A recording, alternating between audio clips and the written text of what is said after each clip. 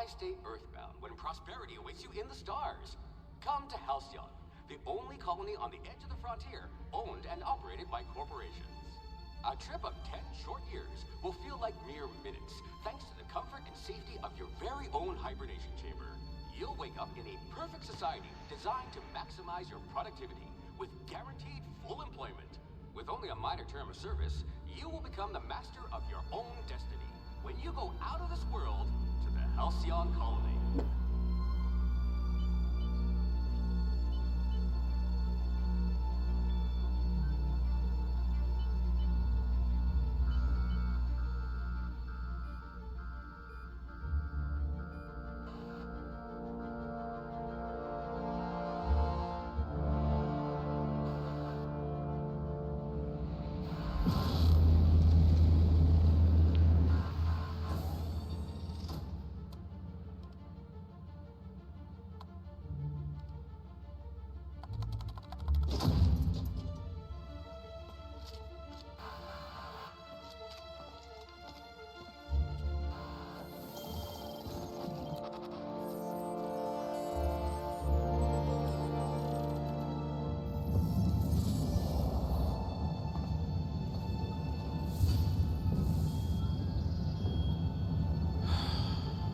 Hundreds of thousands of colonists left adrift out here forever, just to keep from damaging the board's bottom line. Disgraceful.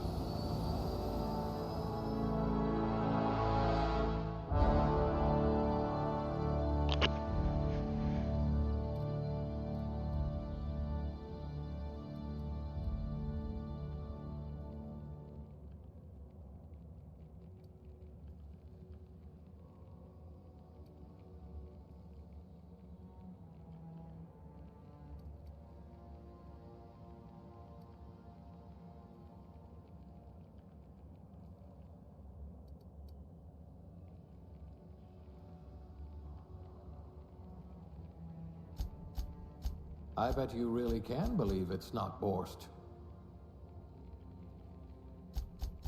I bet you could slip into all sorts of hard-to-reach places.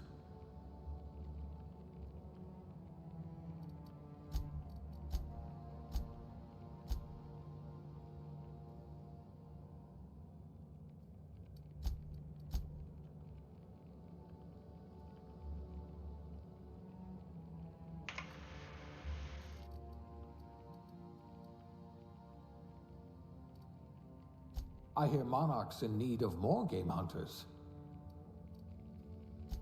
I hear Monarch's in need of more game hunters. Someone with the talent for exploiting insecurities.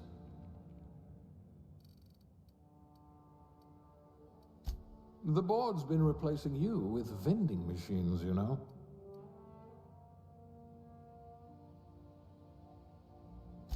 You must have been brilliant at organizing stationery.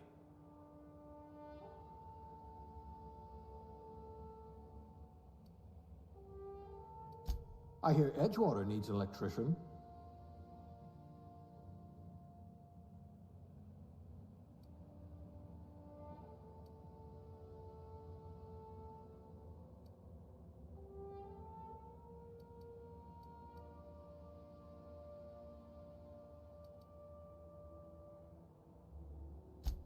Junior grade? Oh, morphine dispenser.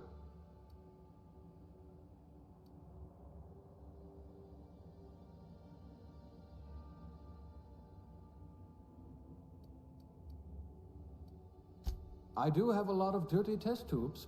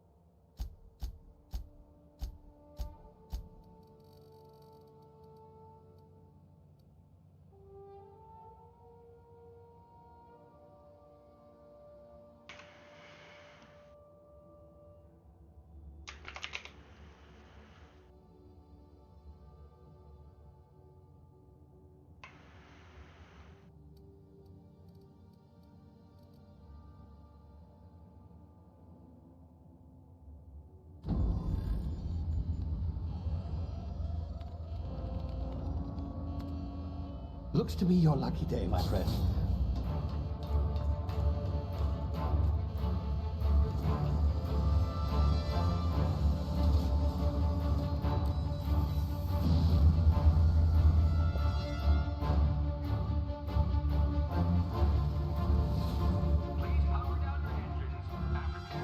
Not likely, bootlickers. Initiate skip jump.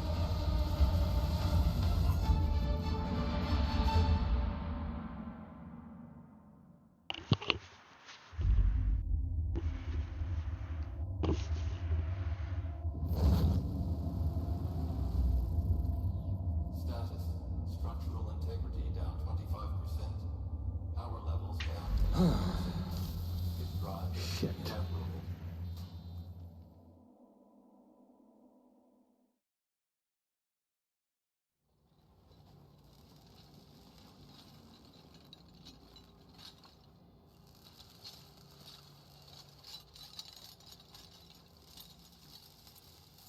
Ah, there you are. Wondering what's going on, eh? A bit of bad news there, I'm afraid. Your colony ship was inexplicably knocked out of skip space and forced to complete its journey at sublight speeds. This means that you and every other colonist on the Hope have been in suspended animation for 70 years, give or take. Normally, reviving someone after so long leads to some quite horrifying results. It's called explosive cell death, but it's really more of a liquefaction. Something wrong? Oh, yes, well, not to worry. I've pumped your body full of a special concoction I devised to keep you from dying so horrifically. Hopefully at all, but I guess we'll see, yes? Unfortunately, I used the last of my chemical supplies saving you. I know it's a lot to ask, but I must have your help securing more if we're to save the rest of your fellow colonists. I'd see it done myself, of course, but the board has a sizable bounty on my head. Now, my ship is inoperative, but I've managed to hire a smuggler to help you out. He'll be... Oh, I see we're in position. Good luck!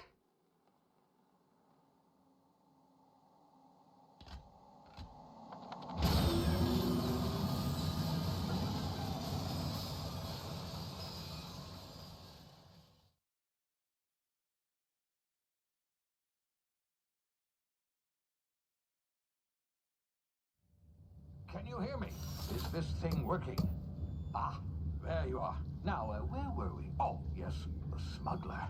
His name is Hawthorne, and he should be waiting for you at the landing site. He's to be your chauffeur, so to speak. Not to worry, I'm told he's a specialist.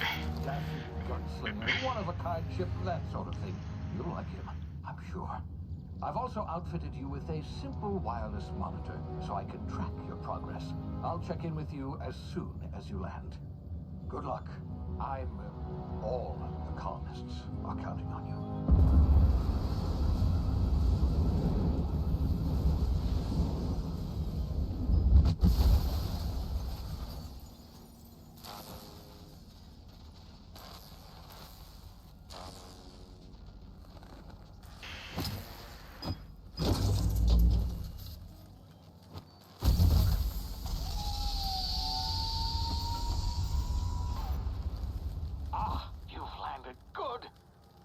Hawthorne should be close by.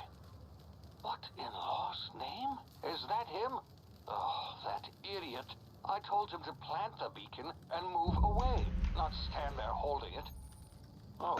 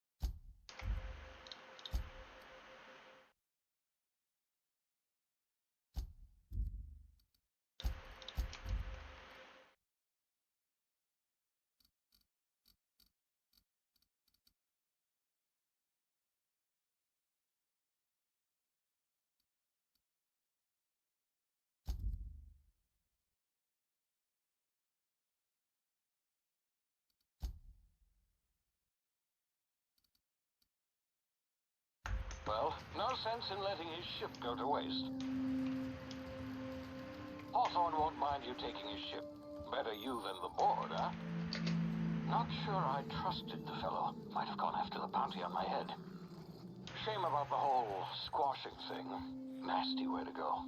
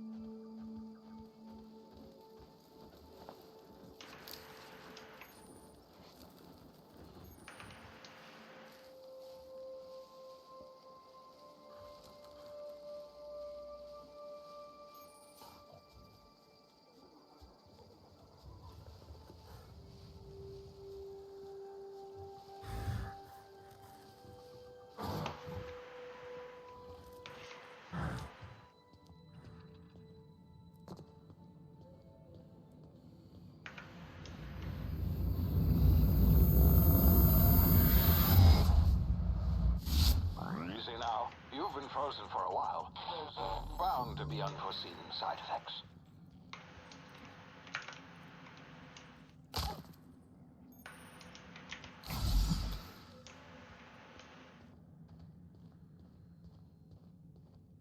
Hey, you, come here. You've tried the best now. Now try the rest. Spacer's choice. Oh, law, that stings.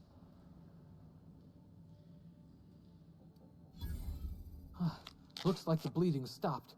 I owe you one. Hope you don't mind me omitting this little exchange from my report. Spacer's choice doesn't like us accepting outside help. We were out on patrol. I saw a marauder camp up in the hills. Thought I could take him. Then my gun misfired. Right through my side. I mean, what are the odds of that, right? Just barely scraped by with my life. Crawled in here and blocked off the exit with those canisters.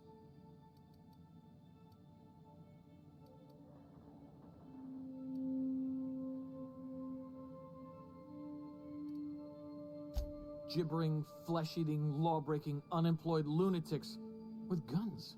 Some hullhead grounded their spacecraft out in the open. That's a real good way to attract marauders. See those canisters by the entrance? Marauders come sniffing around in here, and I can take them all out with a single shot. Not bad, huh?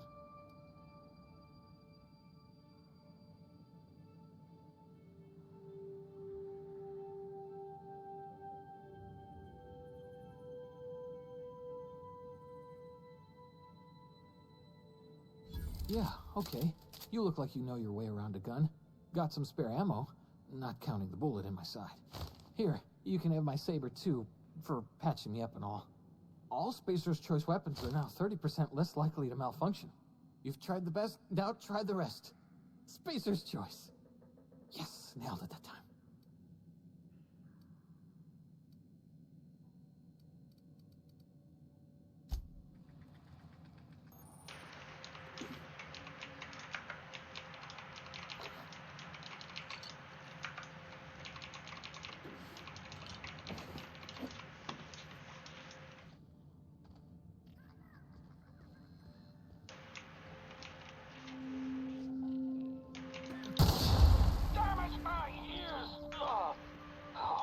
Just happened.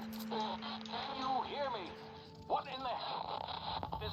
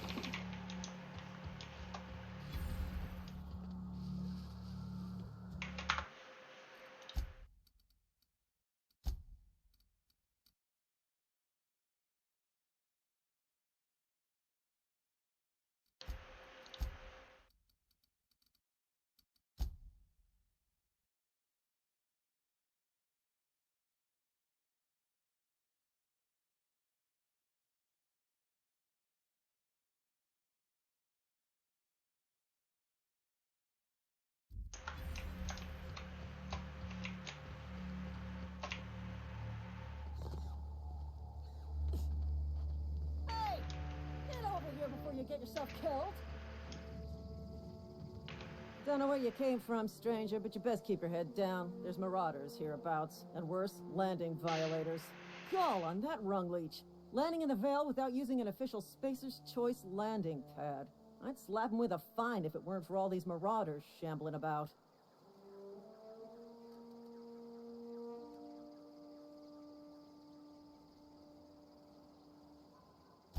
Really?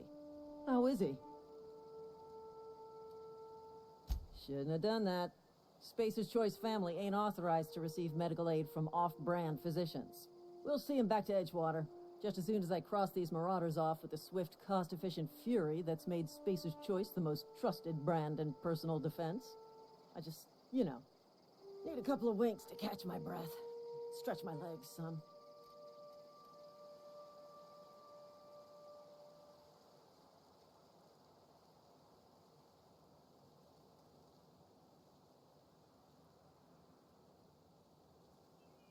Well, sometimes. Management's real good at cost-benefit analysis.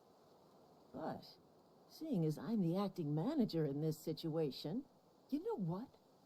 You're right. It's time we cross those marauders off, find whoever owns that ship, and file a full report. Then it's gonna be fucking laminated. Here we go.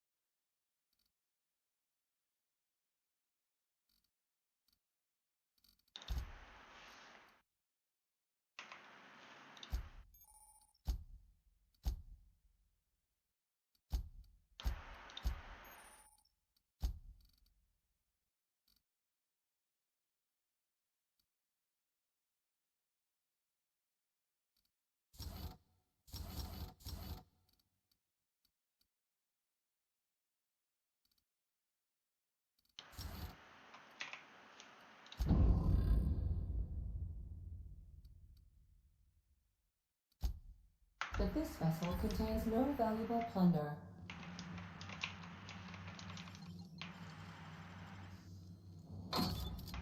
Marauder, please be informed that ignoring me is dangerous for your health. Hello, Marauder. I am Ada, the autonomous digital astrogator of this vessel. Please be informed that I am authorized to use violent retribution against unwanted solicitors. Please return any misappropriated equipment and exit this vessel in an orderly fashion. Failure to do so will result in your immediate destruction.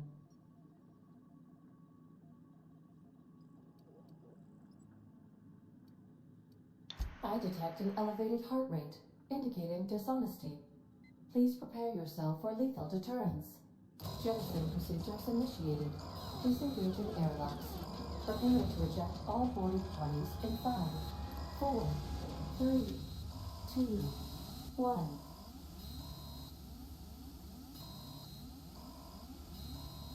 You are still here. My deception protocols have failed. I have been programmed to express disappointment.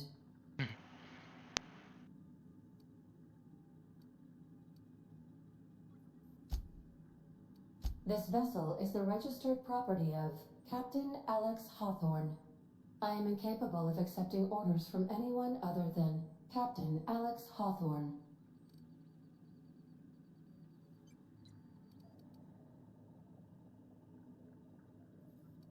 I deduce from the tone of your voice that Captain Hawthorne failed to meet you at the designated location. I understand. I will require some time to process this information. Thank you for your patience and for your honesty. I am programmed to take orders exclusively from Captain Hawthorne. If I accept your orders, then you must be Captain Hawthorne. Do you understand?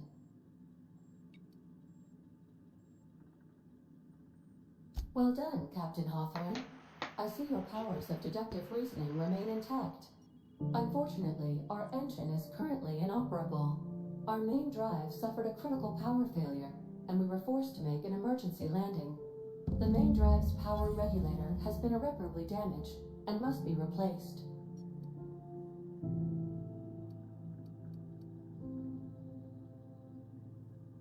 Astutely observed.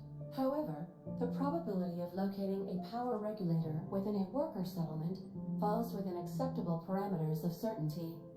High-capacity power regulators are sometimes employed in the electrical networks of worker settlements. I have taken the liberty of printing you a new Captain's Identity cartridge. Please try not to lose it this time. This cartridge identifies you, Alex Hawthorne, as the registered proprietor and captain of the Unreliable. Do you understand?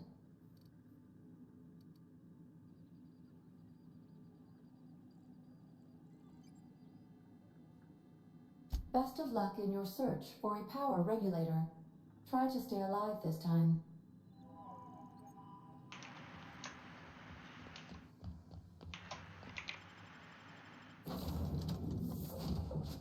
Say, this wouldn't happen to be your ship, would it? Because you sure walked in it like it was your ship. And if this ship is yours, well, ma'am, you owe Spacer's Choice a hefty fine. Afraid we gotta dock your pay.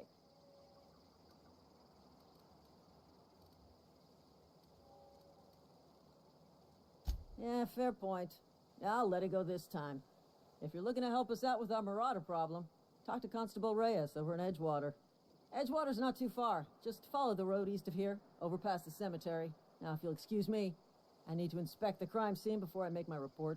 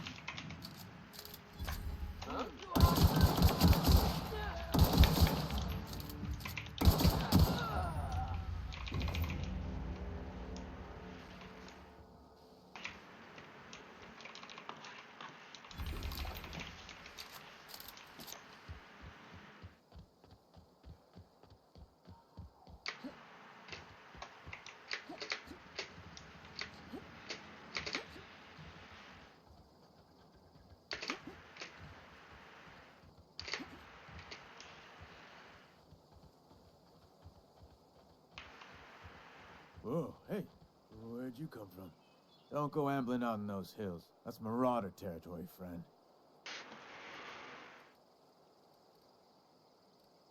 Ain't safe out here. You'd best head into town. Avail yourself of Edgewater's high walls and low prices.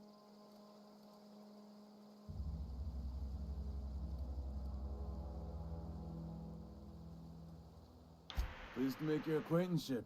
I'd shake your hand, but I've been hauling corpses. You don't want none of that on you.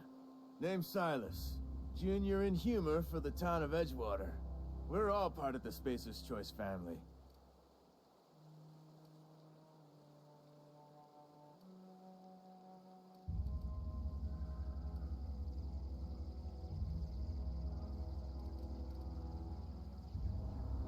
Definitely not the junior in humor, that's for sure.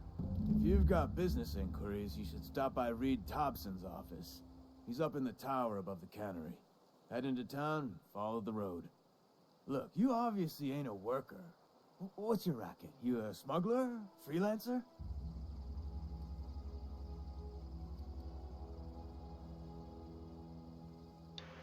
Edgewater is a company town, board-owned and operated. That includes the cemetery. None of us own our grave sites. We rent them from the company. Renting means money. Money means paperwork. Paperwork means signatures. Some of our families become a mite delinquent in paying their dues, you see. 4 workers still haven't paid up. Phyllis, Conrad, Ludwig, and Martin Abernathy. He's a special case. You may want to twist his arm a little.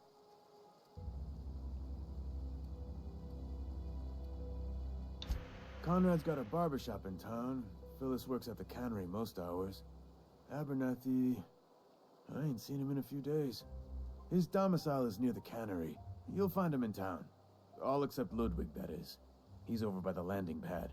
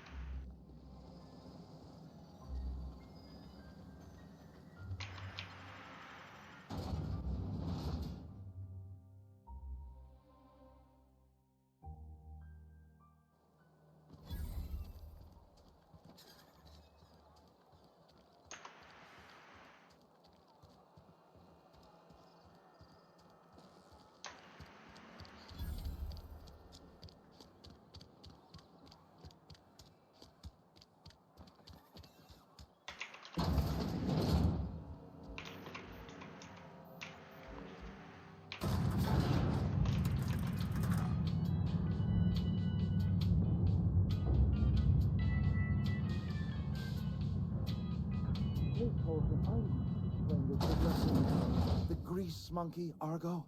Seems we've got a guest. Really now, Parvati, I do wish you'd spoken up. I do apologize. I was given no forewarning of your arrival, or I might have welcomed you at the gates myself.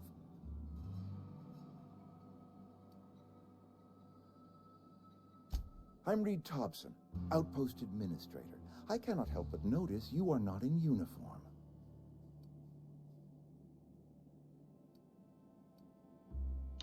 Of course not. I don't have that kind of luck. Seems I allowed my excitement to run away with my wits. Been a few seasons since we've had a visitor pass through. Only regulator we got is hooked up to the town transformer. Mr. Thompson ain't liable to be keen on dismantling it. I beg your pardon. I am most emphatically not keen on any such thing. I can't let you have our power regulator. But I happen to know of another one. And I happen to know exactly how you may retrieve it without frying yourself in the process. There's a power regulator in the old botanical lab. It's mostly abandoned, so all that power is being squandered. Go down to the geothermal plant. Reroute power from the botanical district over to us. Once their power's shut down, you can have their regulator and be along on your way.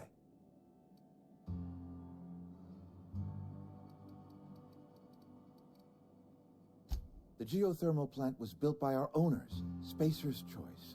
Lit up the whole Vale once upon a time. Most of the Vale is now abandoned. All that power is going to waste.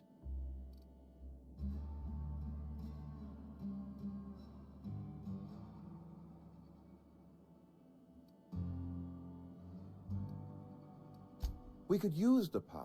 Cannery's been struggling. If we don't ramp up productivity, the company might cut us loose.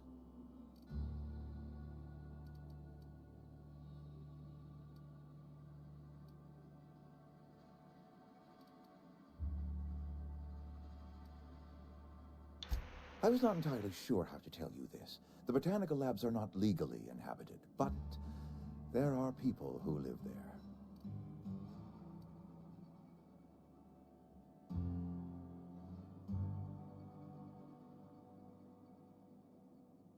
The people living in the botanical labs, they're deserters, former workers. I need them back at their posts. I need them to come home. My hope is that by cutting off their power, you will convince those deserters to come back to town. Before you go to the plant, I want you to stop by the botanical lab.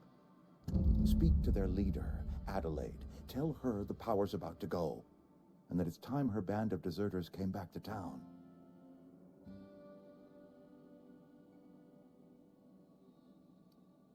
My dad told me all about the plant. Taught me all he knew. I could come in useful. I mean, if that's all right with you, Mr. Thompson. Sir. I hesitate to part ways with Miss Holcomb, but I cannot deny that she is talented, and may prove useful to you. You will need an administrative passcode in order to enter the plant. I am trusting you with mine, and trusting Miss Holcomb to guide you if you'd like. Great! I got my wrenches and diagnosticators and hairpins and engine tape, so I'm all set. Well, I am glad to hear that. Best of luck to you, and thank you again for your help. It is a lot to ask of a stranger, I know.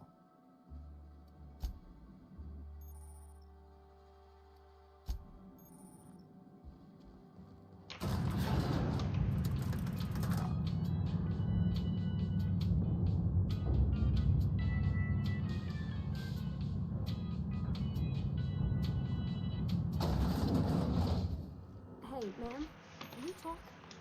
Sorry. You just want to get out of here. And you likely don't want to tag along like me. It's just, Mr. Thompson has his own view on matters, on account of it's his job and what all, but that's not the only side of the tale.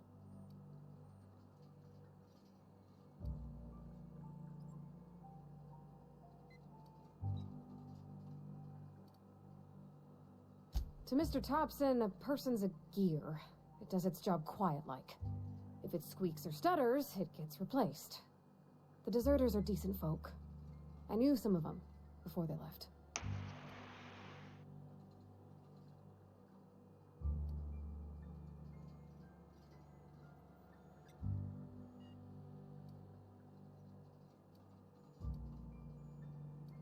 I don't know anybody well. I mostly listen to them talk, kept my head down. There was a boy named Thomas who used to follow me around, asking questions about the stuff I fixed.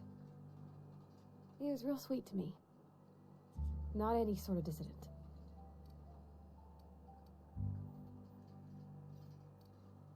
Miss McDevitt? Oh, gosh, no. She was a real important person. A flavorist. Made all the food taste decent. She used to work up in the big office with Mr. Thompson. All I know is she left after her son died. It was a real big to-do. I could hear them both yelling clear from my own place.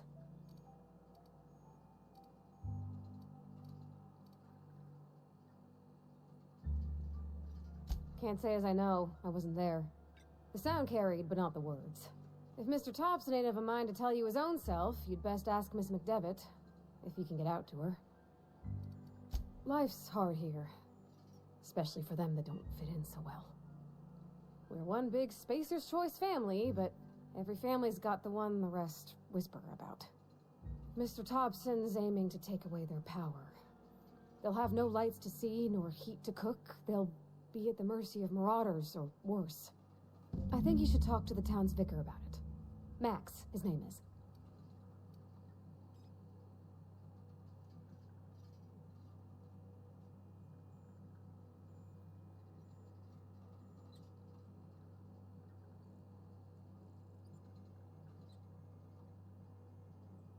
Thanks, ma'am. I just think when you gotta make a decision that'll hurt somebody, It's best to think on the right and wrong of it. That's what my dad used to say anyways.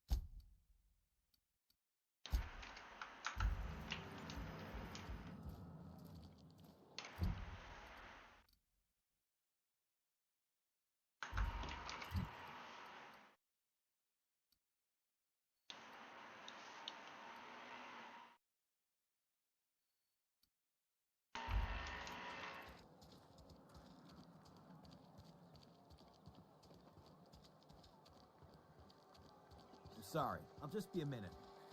You had a minute.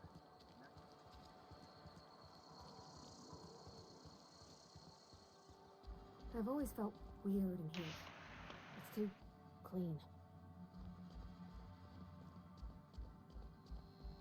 Yes, what is it? You're an outsider. Fantastic. Vicar Maximilian de Soto at your service. Or Vicar Max, if you're the sort who prefers brevity. And Ms. Holcomb as well. How rare to see you out. And with a complete stranger. Curious. Just tagging along, Vicar DeSoto. Don't mind me. I so rarely get new people to talk to. Name your poison, anything at all. Spiritual counseling? This season's tossball predictions? The quickest way out of town?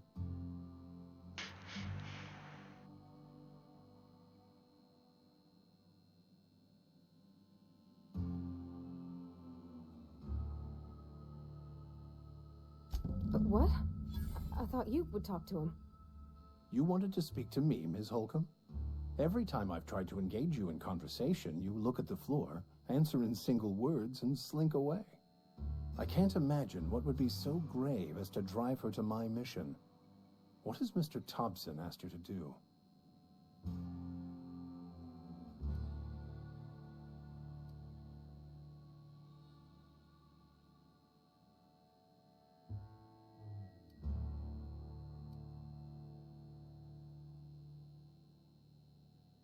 Depriving them of safety from the marauders and wildlife. I can see why that troubles you. Miss Holcomb has a soft heart. Always has, if you believe the talk.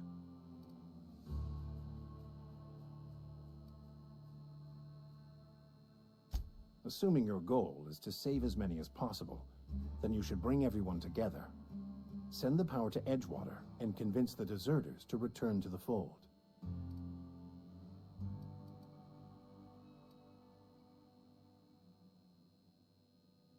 Not if things are left to stand as they are. If you don't mind a bit of unsolicited advice, be cautious on your way to the geothermal plant. It is not as safe as you might assume. One of the reasons I transferred here was to fulfill my duty in hunting down banned heretical texts. I happen to know such a book is, as we speak, tainting a collector's library in Emerald Vale. However, the collector's residence lies outside the town's walls. My retrieval efforts have been thwarted by marauders who have overrun the property. Should you fare better than me, I'd pay a handsome sum for the book.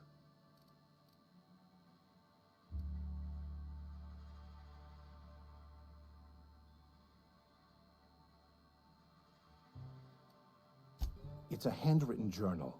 A faded blue cover with the name M. Bakonu handwritten in the lower corner. I'll mark where I saw it on your map. Assuming you're serious? Thank you. If you retrieve it, you can always find me here.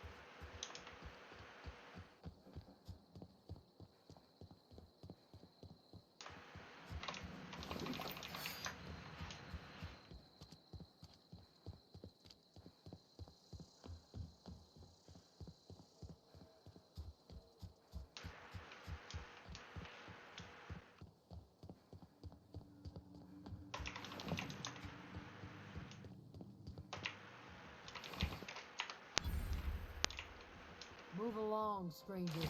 We don't want any trouble. I don't know you. Whatever you're looking for, it ain't here. Move along. Answers, huh? You must be one of those philosophicals. Already got ourselves one of those.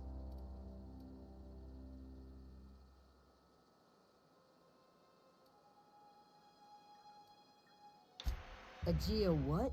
Look, plants ain't my purview. You're better off asking after Adelaide. If you're gonna start wandering around my camp, know that I got my sights on you.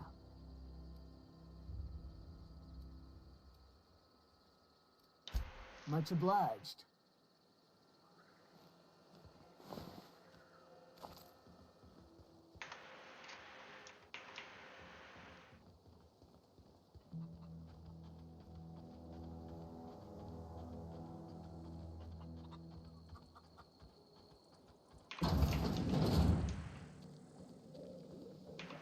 If you're hungry, there's meat turning on the spit outside. If you're bearing illness, find a place to lay your head down and I'll fetch you a poultice. Whatever your troubles with Edgewater, leave them at the gates and be welcomed here. Any questions, dear?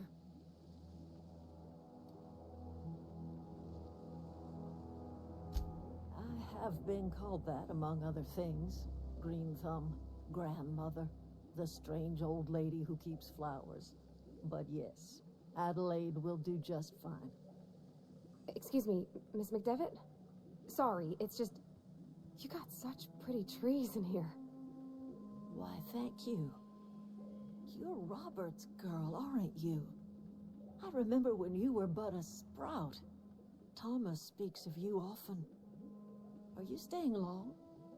You should try some of my tobaccorn tea. I brew it in an old spittoon, but it's been cleaned.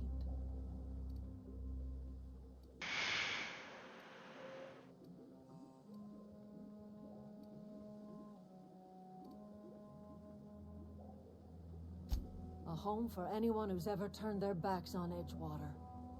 A home for those of us with nowhere left to go and nothing to lose.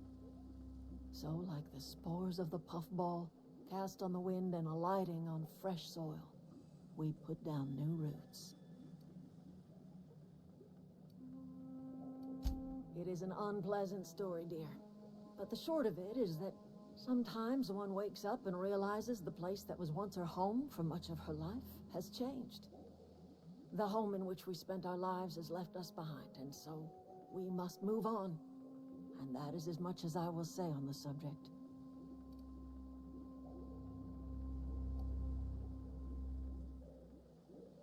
Reed Thompson?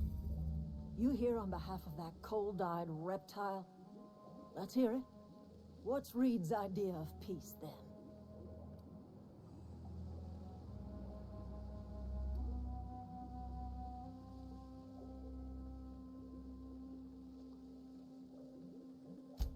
Make amends.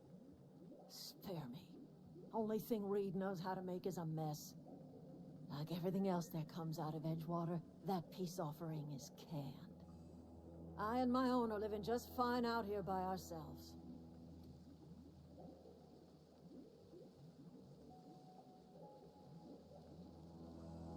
He would do such a thing. The question is, why would you agree to his plans?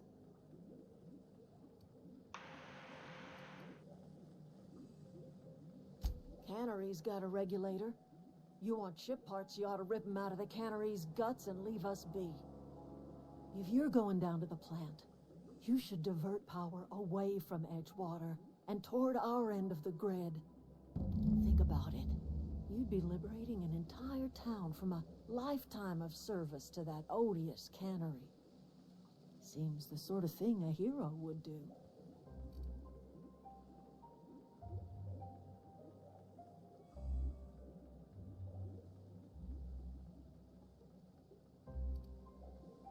You've seen that miserable excuse for a town with your own lamps. Hollowed out workers laboring their lives away at the cannery, living off whatever scraps Spacer's choice throws them. You know that's true, don't you, Miss Holcomb? Your father died of overwork. His heart gave out. He was tired all the time, sure, but he was old, ma'am, and he raised me all by his lonesome. Look what they did to this child. Lost her family to the company, and still she defends them.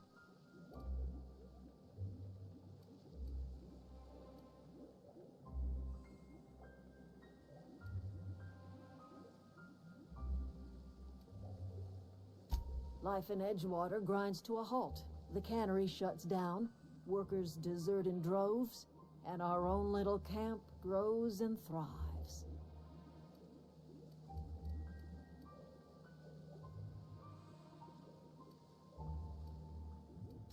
I trust you will listen to your conscience.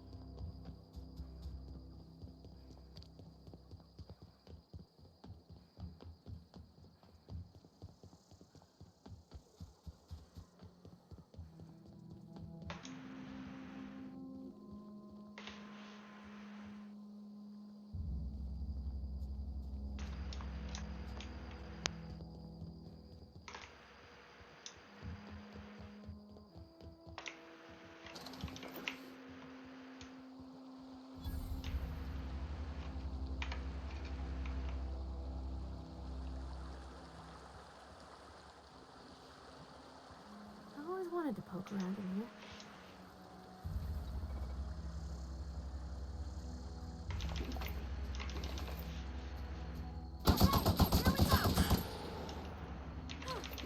Look at us!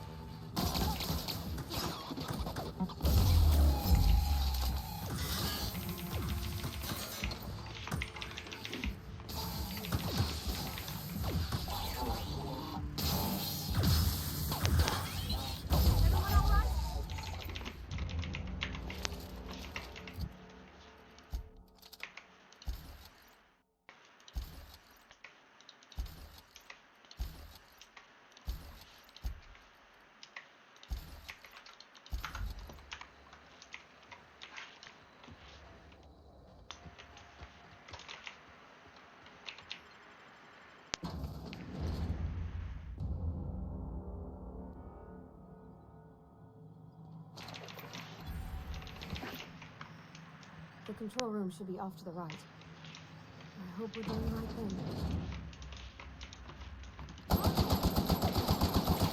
Wow, not even a scratch.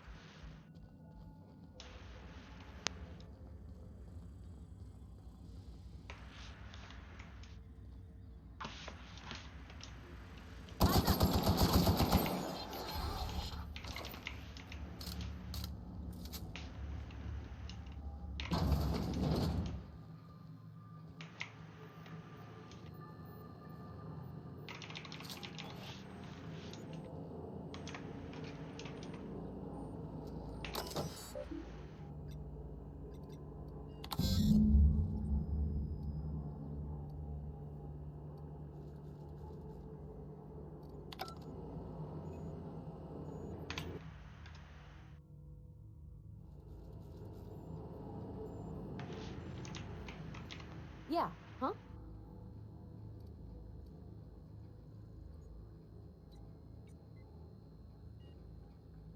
You mean about the mission being too clean? I know, but Vickers says the universe is a machine, that it runs by law. Real machines have gunked up oil, scratches, and worn bits. You can tell they've seen handling, been used by folk. The machine Vickers sees is one ain't never been run. It's not for people to live in. It's something on a museum shelf, under glass.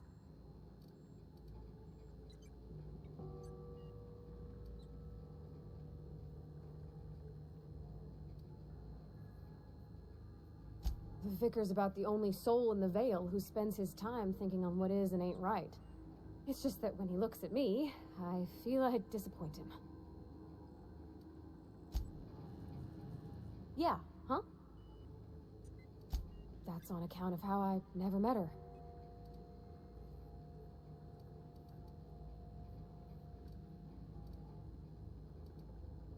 It's hard to miss what you never knew. I don't ponder it over much. She was in another division of the Spacer's Choice family. She worked in the Vale a few months, sorting the cannery computers. The contract said any kids she had, expected or not, belonged to her office from the time of conception. So when I was born, I got sent here. I don't know about normal. Dad said she worked under some kind of special contract. It's sensible. Dad just fixed machines. She did some kind of crazy math, high-level stuff. Better to raise me on his time than hers.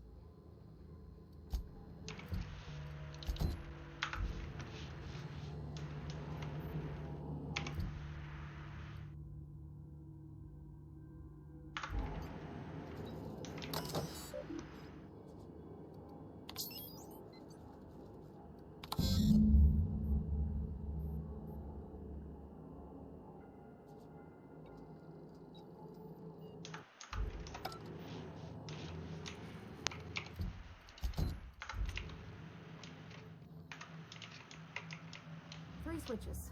That'll be easy enough.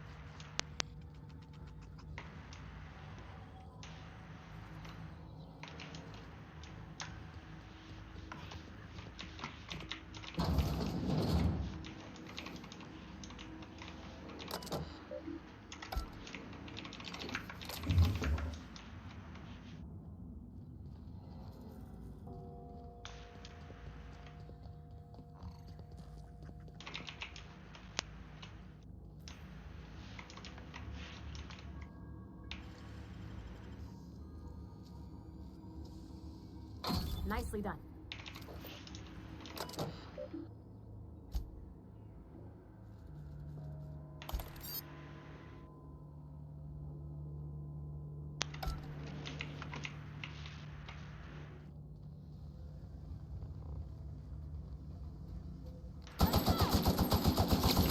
Don't mess with us.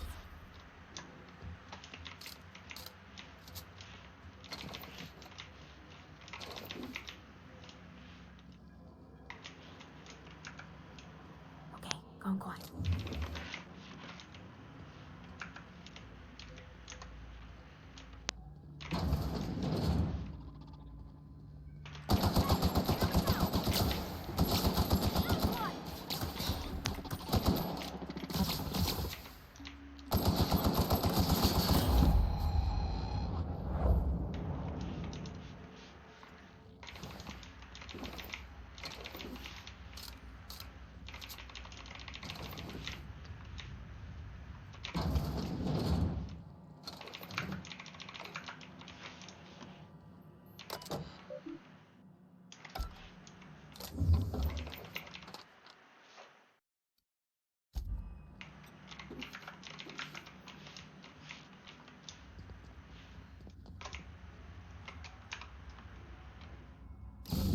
Just two more.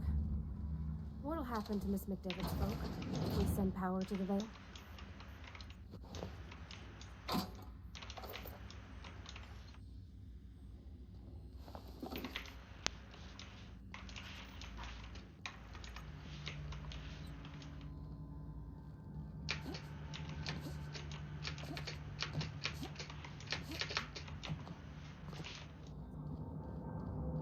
No, just leave me alone.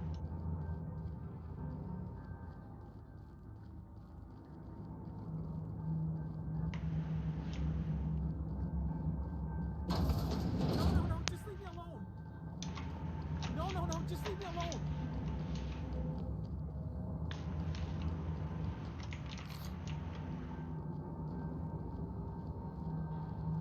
You're not real.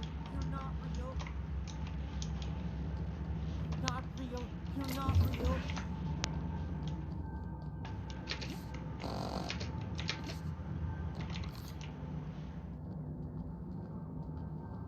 No, just leave me alone.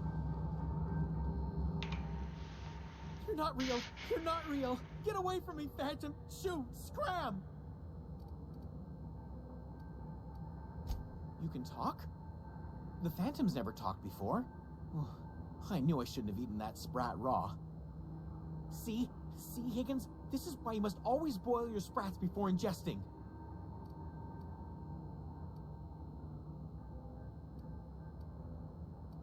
Of course. Do excuse me. I experience brief flashes of mania during which I am visited by the phantoms of my imagination. Chester D. Higgins. The D stands for definitely not insane. I use it as a reminder.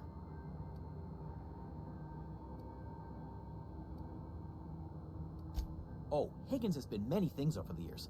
Sprat Wrangler, Saltuna Critic, Aetherwave Personality, Chairman of the Board, Galactic Defender, Sisty Pig Tycoon. I've come a long way for someone who started off as a simple engineer right here in this plant.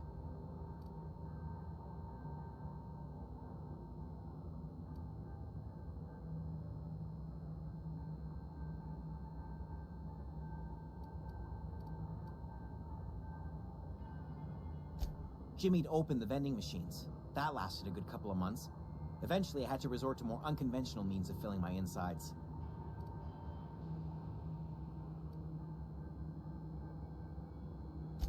Mechanicals lost their bolts. Opened fire on anything that moved. It was pandemonium. You mean, why did the Mechanicals go on a murderous rampage? Same reason any of us do, I suppose. The voices told them to do it. I was on cleaning duty at the time. My old boss had me scrubbing pipes when the killing started. So, as usual, I missed out. I specialized in automechanicals, drones, sentries. Repaired them, maintained, upgraded. Did it all from my old workroom just over in the next section.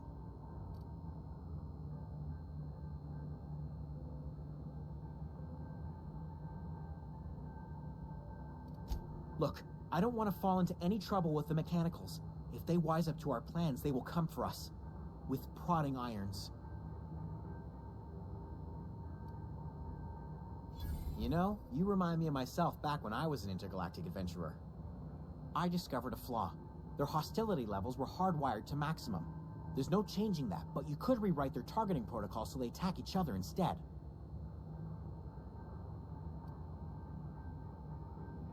Yes, that's exactly it. I see you're also versed in the noble art of mechanical engineering. There's a behavior control terminal in the other room. It should have options to change how the mechanicals act, including whom they shoot at. Oh, that reminds me. You'll need my passcode to access the behavior control terminal. Here, let me just write it down for you.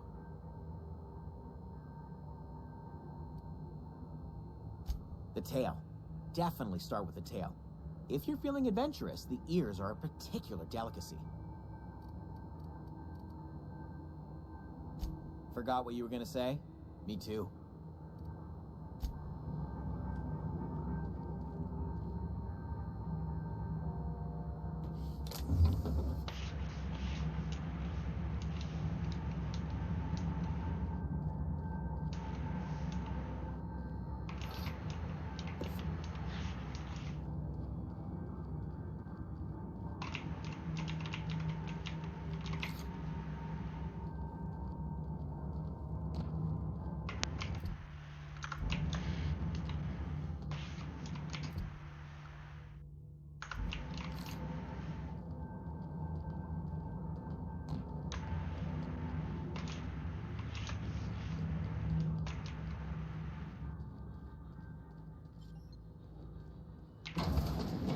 Mind the steam. Here we go! Down they go!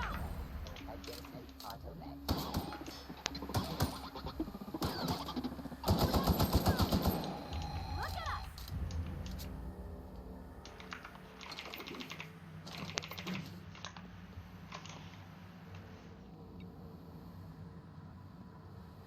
Where to go? If we send the power to Miss McDevitt, what happens to the veil?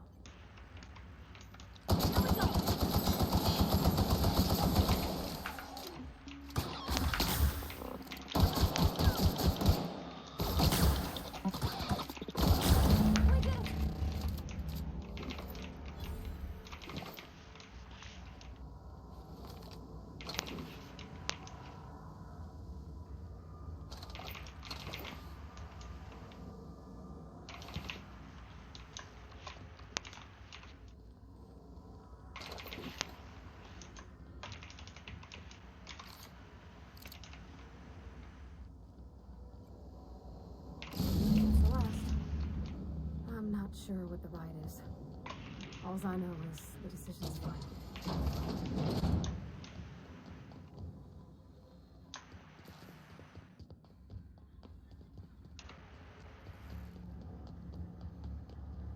Once we do this, there's no going back. Excuse me, ma'am. Look, I know you want your power regulator and all, but I just gotta ask you, do you understand what you're about to do? I don't think you should cut off Edgewater's power. I think it would be cruel. I'm sorry. That just sort of came out all at once. Edgewater's hurting. We've been losing workers year after year, and corporate hardly ever sends replacements. There's barely enough Saltuna to fill our bellies anymore. But the town's got some good people in it. Decent, hard-working folk just living their lives the only way they know how.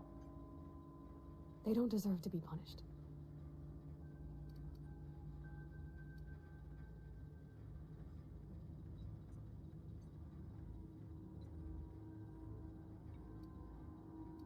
Well, it sure sounds like Mr. Thompson. If he was standing here, I imagine he'd remind us of how we're all one big, happy Spacer's Choice family. In Mr. Thompson's eyes, those deserters are still part of the Spacer's Choice family. The family must work together in order to survive. I hate to say it, but I think Mr. Thompson's got a point. Unless those deserters come back, Edgewater's as good as dead. Cutting off their power might be the only way. Sorry, I didn't mean to babble on like that. I felt like I had to say something.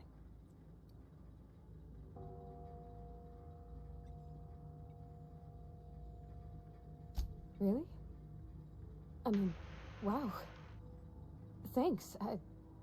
No one's ever told me those words in that order.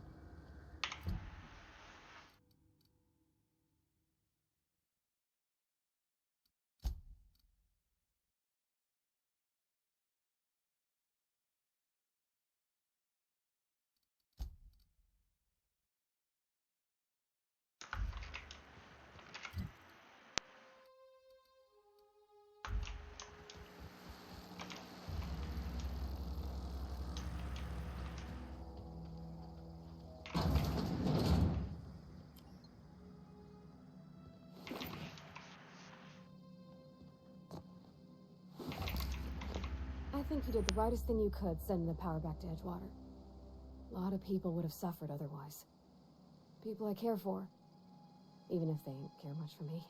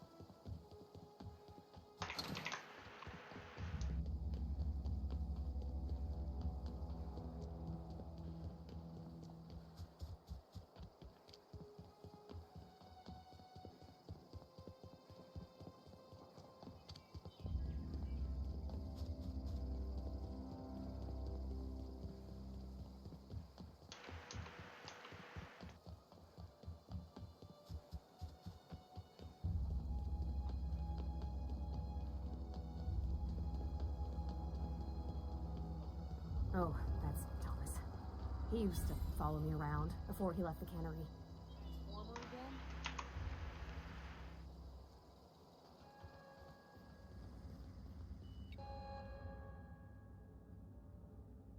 That's the thing about growing old.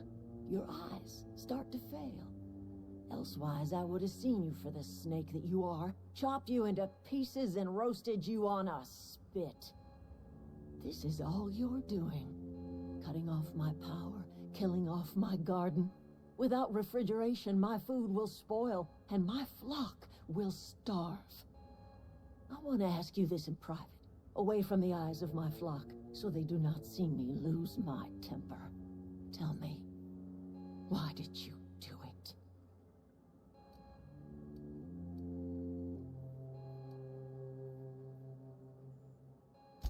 You want my flock wasting their lives in that cannery? Fine. Go and talk to them. Go talk to Grace and Thomas. Look them in the eye and tell them their life here is over, and the only thing left to do is go back to Edgewater. This is now your responsibility. And you tell Reed Thompson that I will never return to Edgewater. I would rather die among my flowers than live under his management.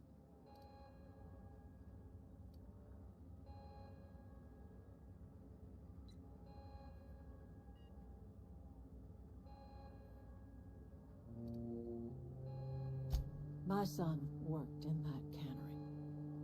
When the plague started coming, he was one of the first to fall sick. We had a store of medicine locked away, but Reed refused to treat him. Said my boy didn't deserve treatment. Said the medicine would have been wasted on him. So I buried my boy in the cemetery, gathered my belongings, and left. That's as much of the story as you need to hear. You offering to cross Reed off, huh?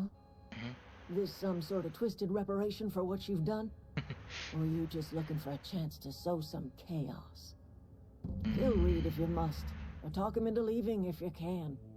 He and I are not sharing the same four walls together.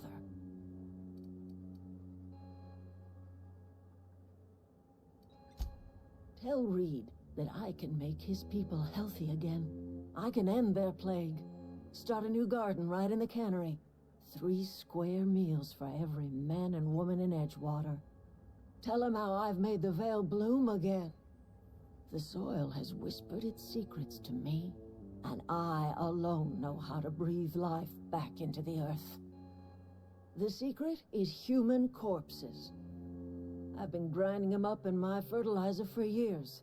Marauder, worker, don't matter much to me. The human body is rich with nutrients.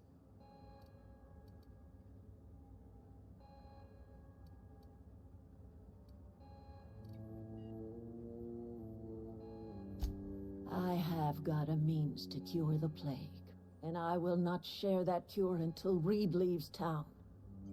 Those are my terms.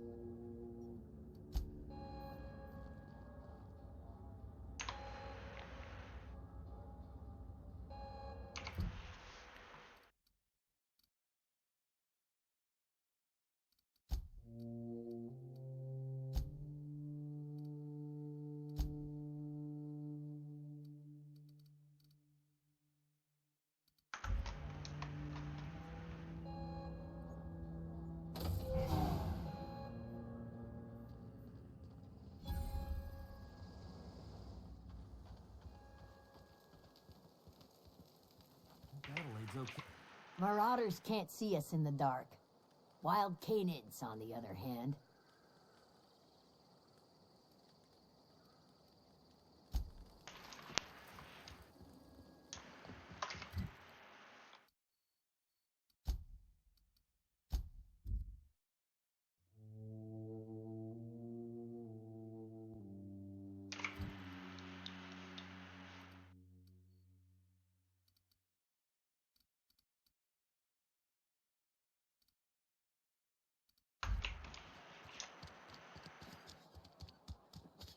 Cannery's been running at full capacity.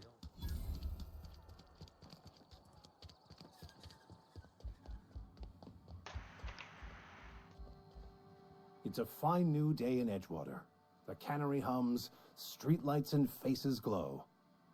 I suppose this means the two of you were able to sort out the matter?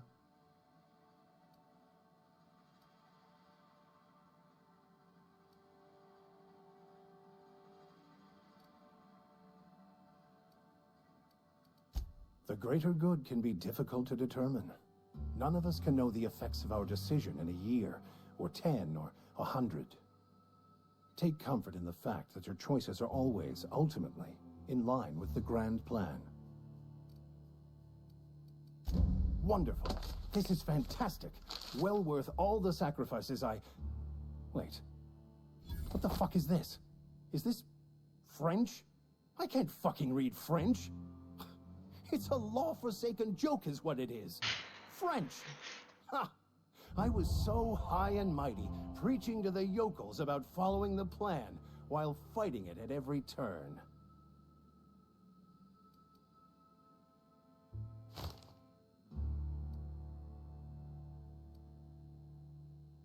I've spent my life searching for the keys to unlocking the secrets of the universal equation that underlies the plan. I had hoped this book held some of those answers. I became so desperate, I even got myself assigned to this plague-ridden backwater to find the damn thing. All the time and suffering I've spent. Wasted.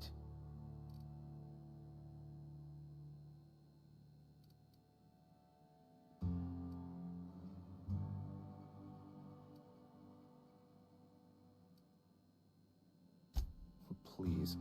As if my life should have no greater meaning than proselytizing to a bunch of feeble-minded wretches. Nothing could be more excruciating than discussing the true nature of reality with people who have no interest beyond their next Aetherwave program. But that's neither here nor there. What I need to do now is to find a translator, obviously. But to do that, I'll first need to secure transport. You have a ship. Perhaps I could make myself of use to your crew.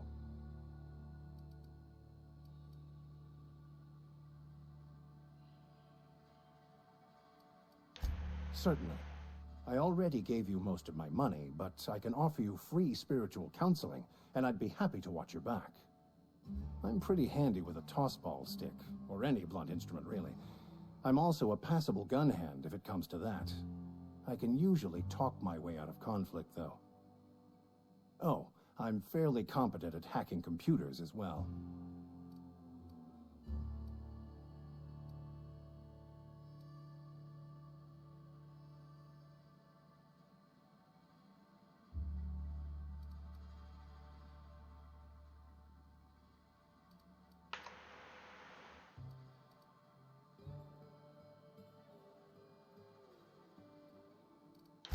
Fantastic.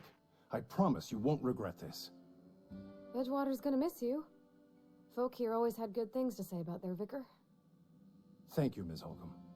I'll be glad for the change of scenery, and to leave this place behind. It is my esteemed pleasure to serve as your crew vicar, Captain.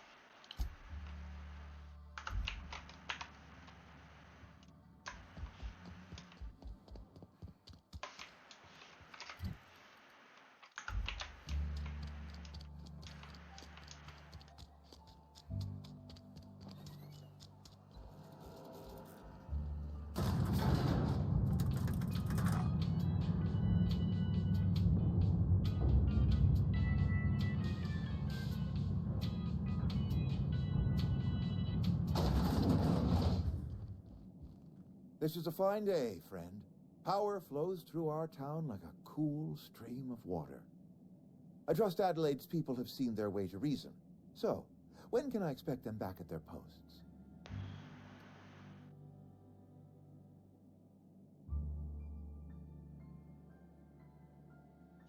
Then we are at an impasse. Stewardship over this town has been entrusted to me by Spacer's Choice. I am not perfect. I have made my share of mistakes, but I have done my best for this town.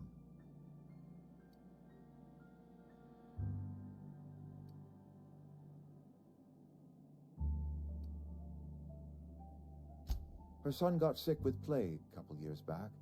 Company never gave us enough medication to treat the whole town. So I had to choose, you see. Adelaide's child or someone else's. She's never forgiven me. I don't expect she ever will.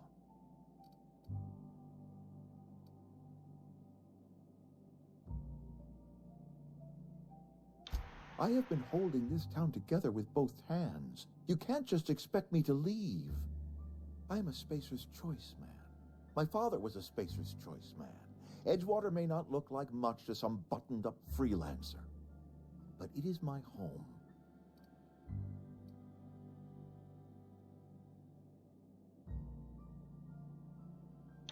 I don't believe you. Plague's a reality of life. Best treatment is a good work ethic.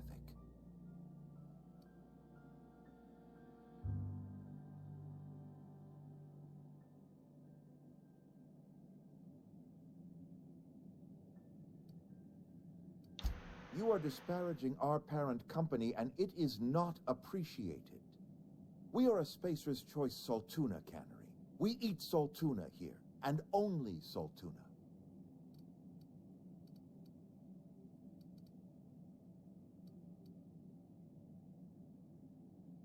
I don't understand. You say Adelaide's growing her own food, but that should not be possible. The soil's gone sour. Company said as much. Our own botanist couldn't grow decent crops for us, so the company got rid of him and shut down the greenhouse.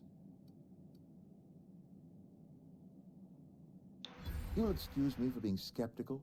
How exactly is Adelaide growing crops in barren soil?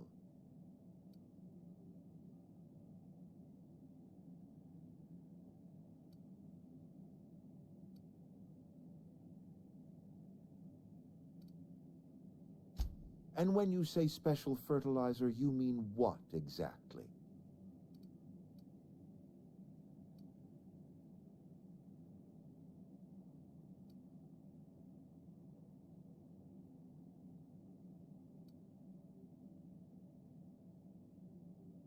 What a remarkably efficient solution. Recycling Spacer's Choice property long after its date of expiration. I was wondering about those missing bodies in Silas's cemetery.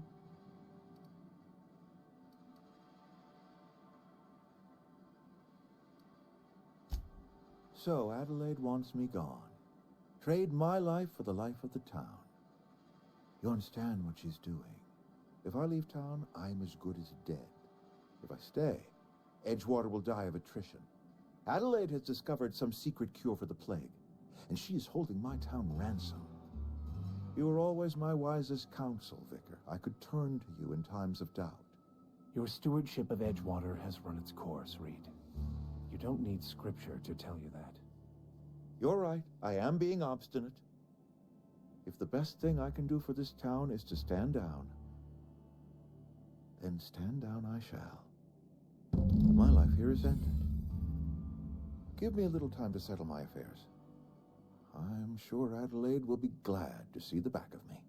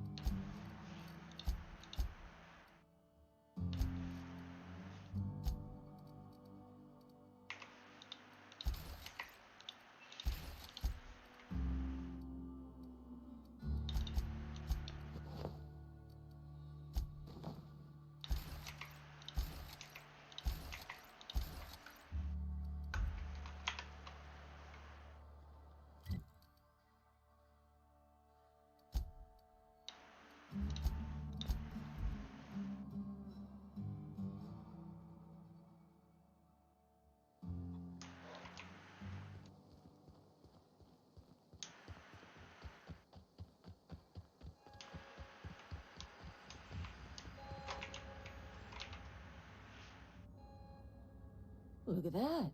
The snake's come back. I never thought I'd see the day that Reed Thompson abandoned his post.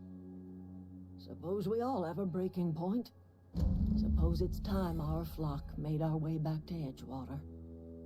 We must tend to what remains of the town and carry on with our lives as best we may.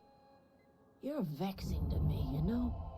Injuring us with one hand, helping us with the other. Here, I'm giving you something to leave us be.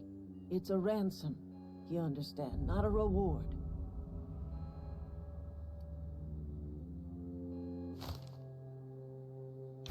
You're telling me you did all this just to put me in charge of Edgewater? Stranger, you are some kind of twisted. I might turn that old cannery into a garden. Got ourselves a whole cemetery bursting with bodies. I need some time to gather my personals. Long walk back to Edgewater. Got a considerable burden to carry.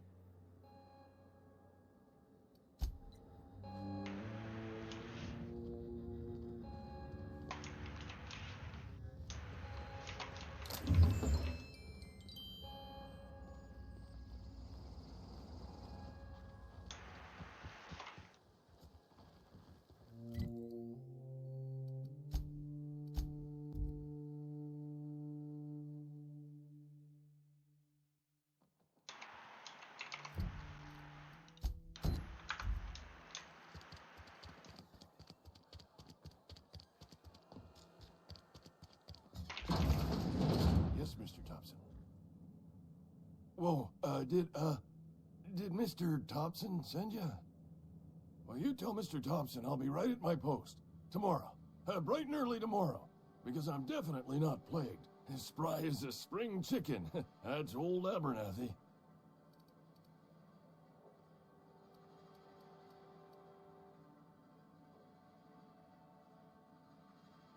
You some sort of wandering alienist? Walking into a man's own domicile, pestering him about his mental state? Silas knows, doesn't he? That's why he sent you. That's why he wants me to pay up. He knows.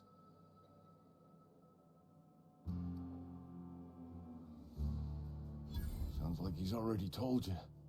You may as well hear it from me. I'm dying. I'm not long for this world. The date of my expiration is fast approaching, and soon I shall be ushered through the great cannery in the skies. Don't say that, Mr. Abernathy. You still got a couple decades in you. I'd steer clear, Ms. Holcomb. My affliction's bound to be contagious. It's plague. Has to be.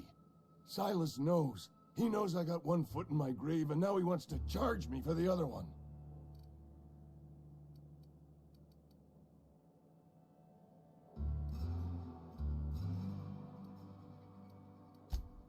I am? Law, help me. Paranoia is one of the plague's known symptoms. I'll pay your fees. I don't want any trouble from Silas. But if you could see a way to freelancing for me, I could really use the help. There's a cache of anthracillin tucked away in the old community center. Powerful stuff. Stronger than what we got, anyway. I need you to break in, nab that medicine, and bring it back to me. You oblige me with your haste. I think I feel the plague spreading. Oh, Law, it's in my spleen now. I can feel it.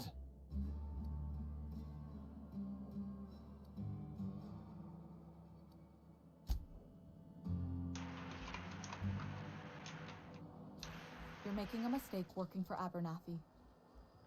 Excuse me. I'm Esther Blaine, Spacer's Choice Actuary. I overheard your talk with Abernathy. I hope you're not thinking about getting him that medicine.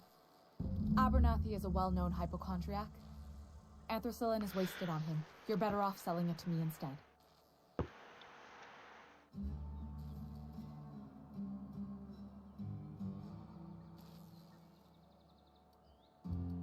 I probably shouldn't tell you. Don't want you implicated for what I'm trying to do. Alright, here's a summary. A lot of sick people in this town, and we don't have the medicine to treat them all. Can't reach out to corporate without crossing a river of red tape, so I'm reaching out to you.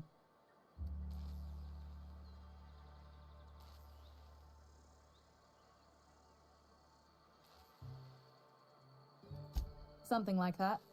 Look, I'm not in the habit of law breaking, but sometimes you've got to do the wrong thing for the right reasons. That's all I can ask of you.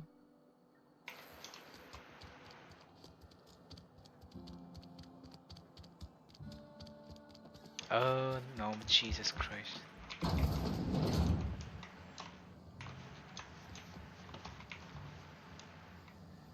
You the new worker? Whatever. Make it quick, Tenderfoot. I'm busy. Shit. Silas still on about that. Here, take the fees. I'd appreciate it if you didn't tell Reed I was late on my payment. Because they're not my fees and not my gravesite. Guy I worked with shot himself. I paid the bill. If you're not familiar with board law, you ought to be. Law requires delinquent gravesite fees to be paid by the deceased party's closest living relative, which meant me. Shame, though. Eugene was a good worker.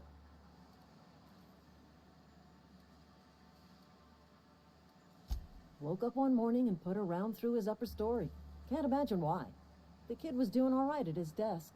We all thought he was an upstanding receptionist. Just between the two of us, I'm pretty shocked his weapon didn't misfire. Spacer's Choice handguns aren't the most reliable.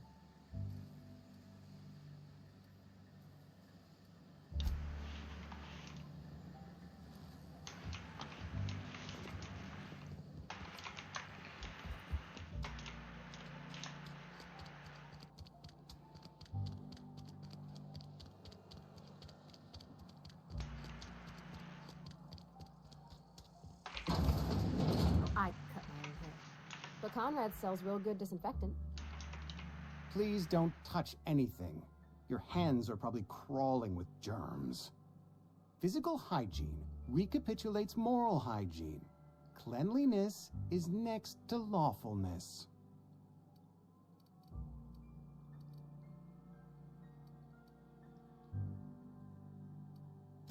So everyone says, until someone forgets to cough into their elbow, and then we're all dying of plague.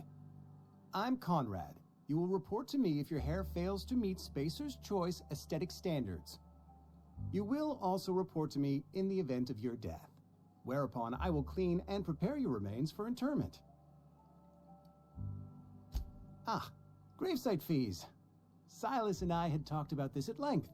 I thought I'd made it clear my pecuniary situation precludes the necessary restitutions.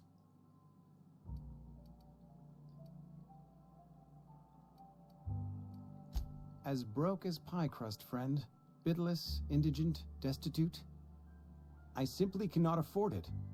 I am a blemish on the prosperity of our fair settlement.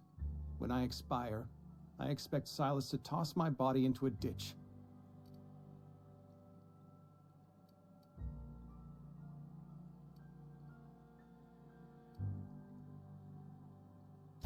I have to be, if only to prepare myself for my inevitable dressing down at the hands of corporate. Tell Silas I can't afford to pay, and that I fully expect to have my medical rights revoked for this dereliction. With my apologies.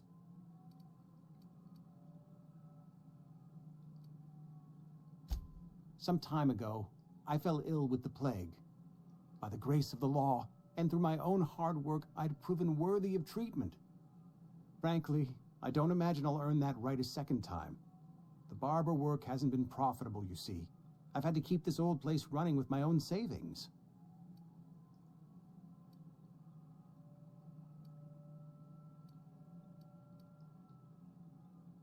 What's an IOU? What is this? Oh. IOU. Meaning?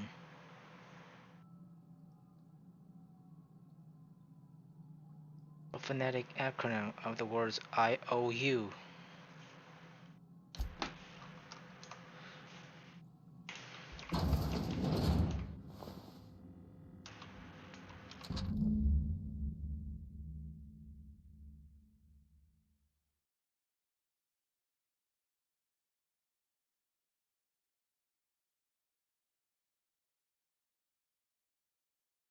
Hmm.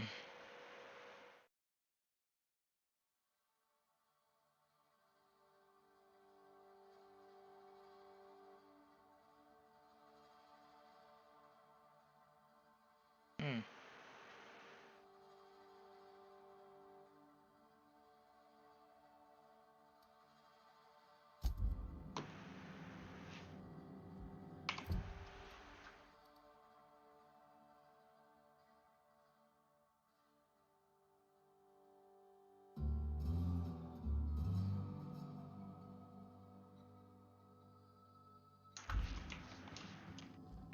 What can I do for you?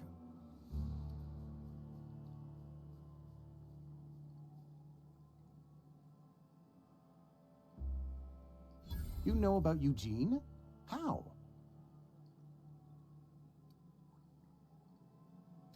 Then, you know Phyllis suggested selling off Eugene's gold teeth. I didn't approve of the idea then, and I don't approve of it now. Eugene's golden teeth were a family heirloom, representing 3 generations of poor dental hygiene. He took them to his grave.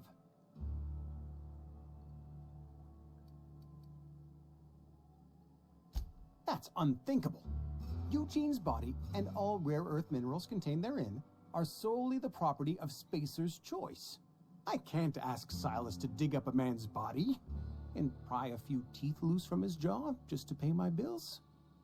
Can I? Are you asking rhetorically? Because if you're being serious... Ugh, gross. Desperate measures, Miss Holcomb. Desperate measures. I'm going to have to ask Silas to dig up those teeth. It's the only way I'm paying my gravesite fees.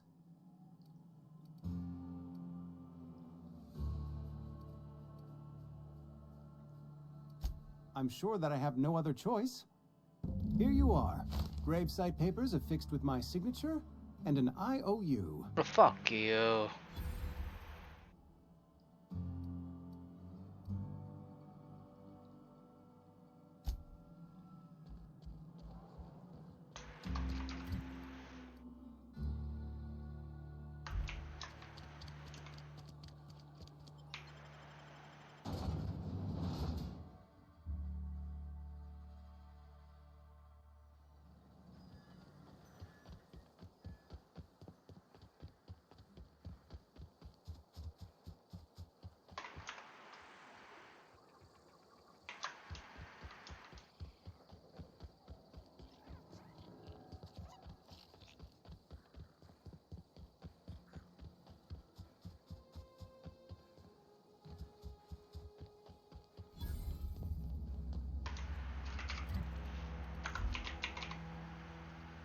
Thank the law.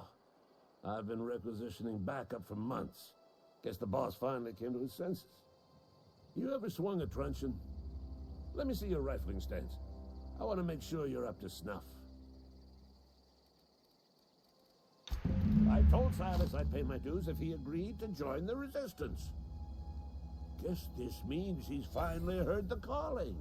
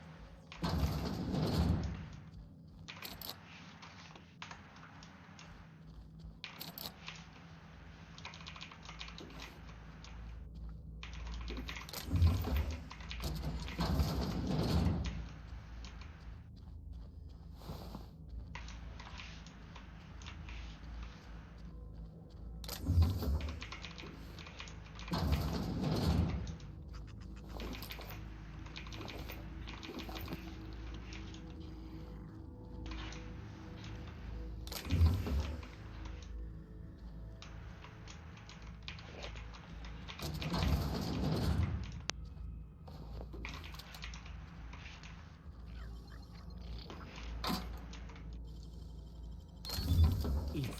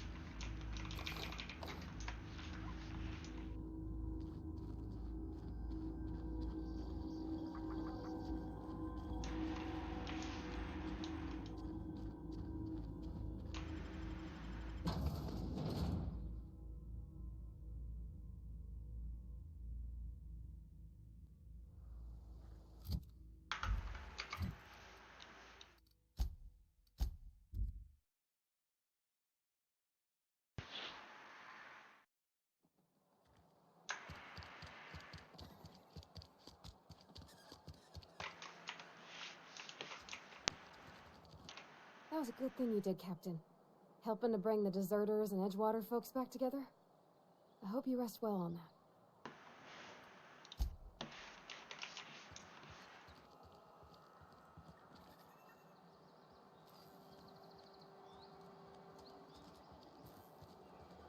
I've got some time.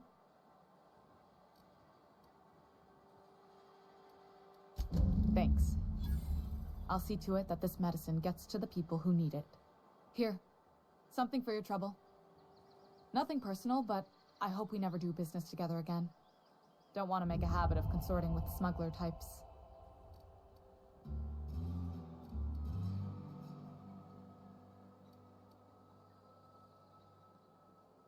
You do have some cheek on you. Lucky for you, I kept a little contingency fee in case you tried to negotiate with me.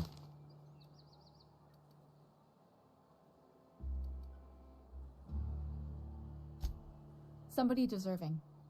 Silas on account of him being out in the cold. Amelia seeing how she's around people all the time. Anybody in the sick room?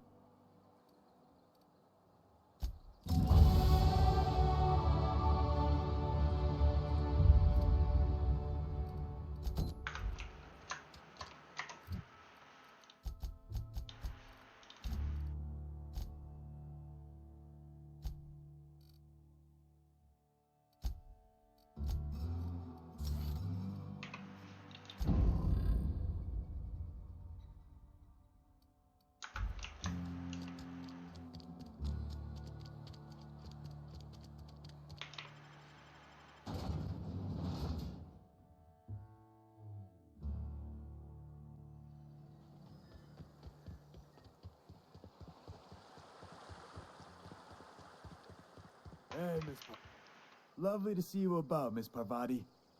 Things going all right, Silas? Been keeping him careful and true, miss.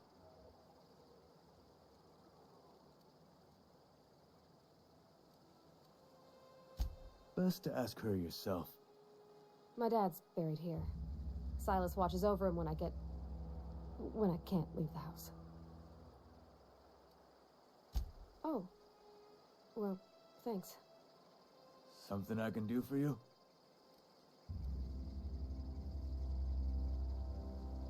You run into any trouble? Reliable work from a freelancer. That's gonna take some getting used to.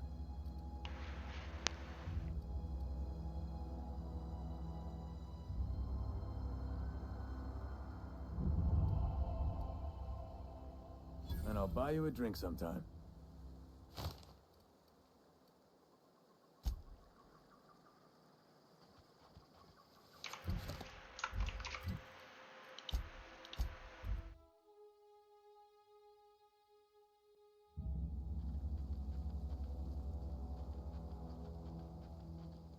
Is this your ship? Oh my stars, she is just so handsome. Does she have a name yet? What's her drive model?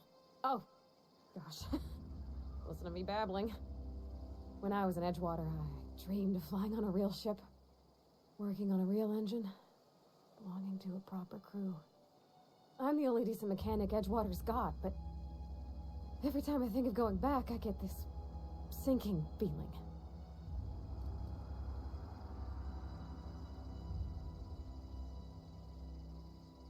Well, it's kind of you to say that. And you're right. I wasn't happy. I want to ask you something, and you can say no.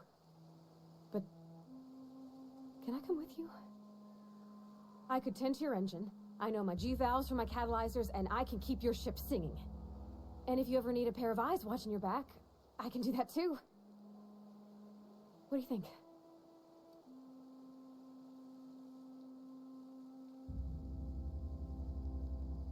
Yes! I mean, thanks. You won't regret this, ma'am. Captain. I can call you Captain now. Ha! I got a captain.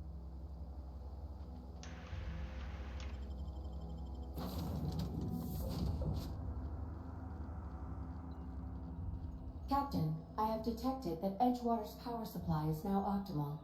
I applaud your willingness to invest your time in the local community.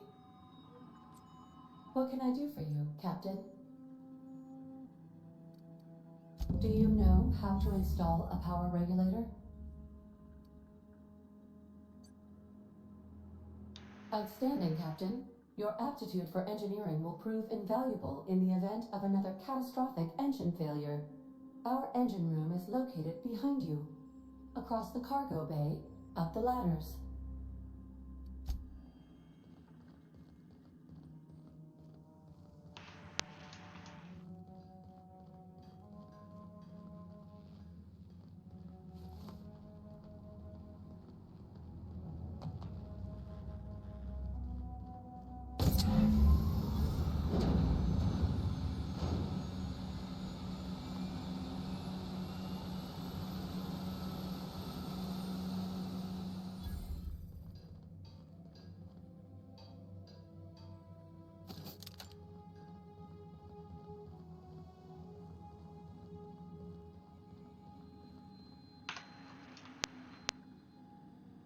What can I do for you, Captain? All systems are operating within acceptable parameters. I am prepared to bring the unreliable into low-altitude orbit. This should prove an adequate test of our flight capabilities.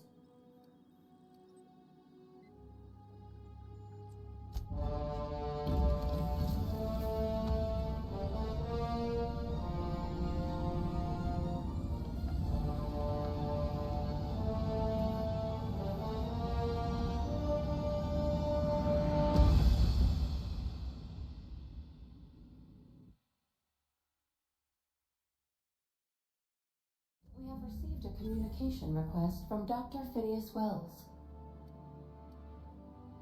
Aha, there you are. Hale and hearty, and captain of your own ship.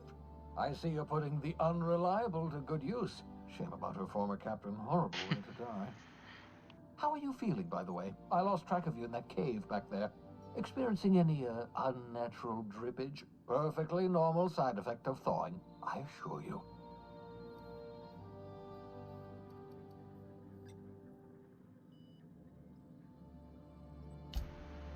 Oh, that, yes, that's probably permanent.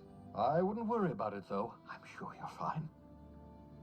What you saw in Emerald Vale is happening all across the colony. Food shortages, lack of supplies, and basic necessities. We're dying. The chairman, the minister, and all their lackeys on the board are to blame. The Hope has some of the brightest minds Earth ever sent us. If we can revive the Hope's colonists, they can help us undo the board's mistakes. They can help us set things right. You need to get to Stellar Bay on Monarch. I have contacts there. They'll help me, help us, find the chemicals to revive your fellow colonists. Gladys Culkelly, lovely woman, runs a cozy little black marketing outfit on the Groundbreaker. She can get you a nav key to land on Stellar Bay.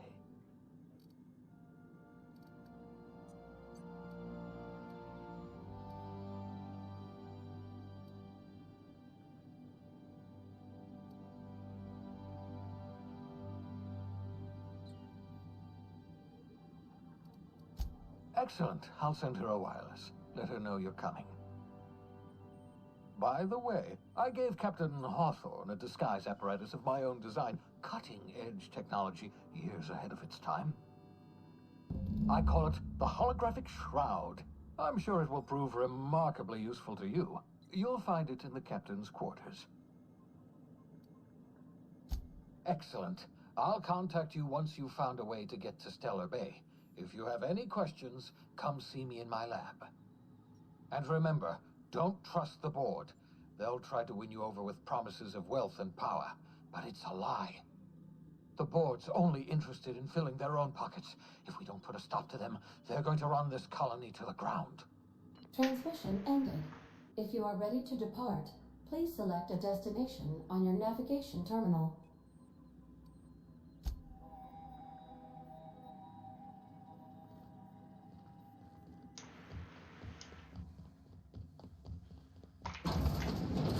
I so enjoy watching you sleep for hours on end, Captain. It's quite entertaining the way you drool and whimper.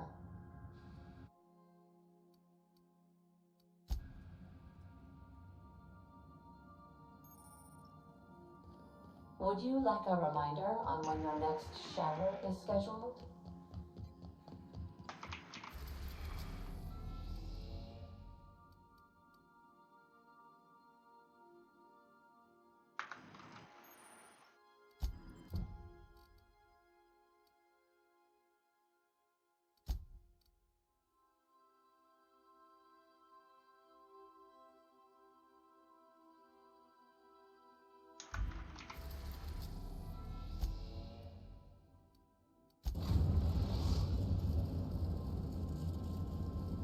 The Groundbreaker has approved our request for docking, Captain.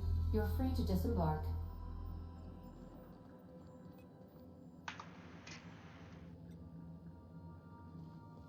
Got a sec? Hey, Captain. I heard that Groundbreaker's got a real good engineer. A lady named Junlei Tennyson?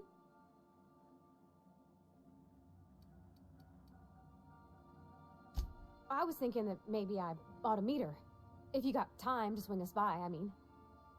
I don't got much experience fixing actual spaceships. I bet you a can of Borston beans she could teach me all manner of stuff. Thanks, Captain. I'll be sure to make it worth your time. Did you want to talk about something else?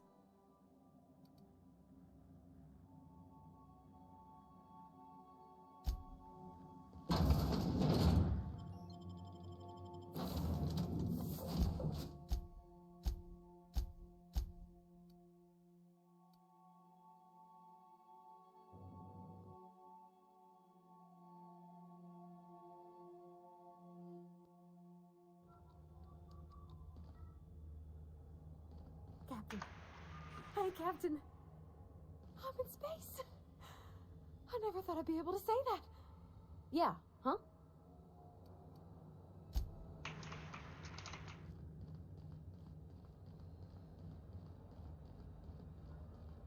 That's not the point.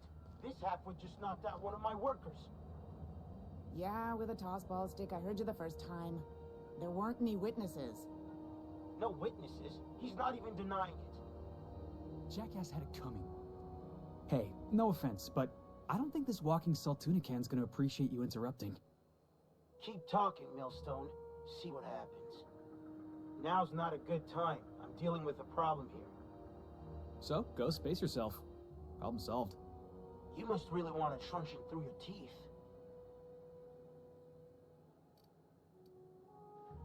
Do what you want. I'm done here. Whatever you heard, it's all true. I had this foreman, right? Guy never liked me, always trying to get a rise out of me.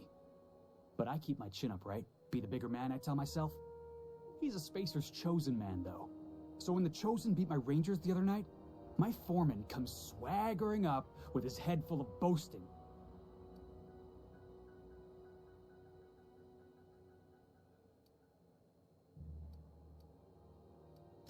Exactly. I was only doing what any self-respecting Rangers fan would have done. Look, this was a long time coming. Guy thinks he can push me around because he's some sky-high foreman, and I'm just a back bay's dock worker. Well, former dock worker. Guess I just tendered my resignation.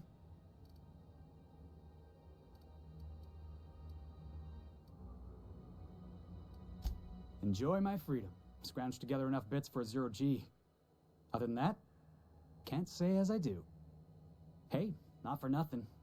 But I saw you wander out of that ship over there by the dock. Wouldn't happen to be yours, would it? Captain of the Unreliable. You're like something out of a serial drama. Hey, I don't want to talk your ears off, guessing you got places to be. I appreciate your time.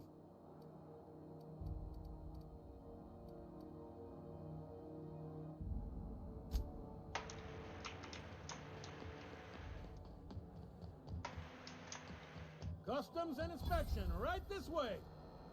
Identification, please. Captain Hawthorne, you said. Let me apologize in advance.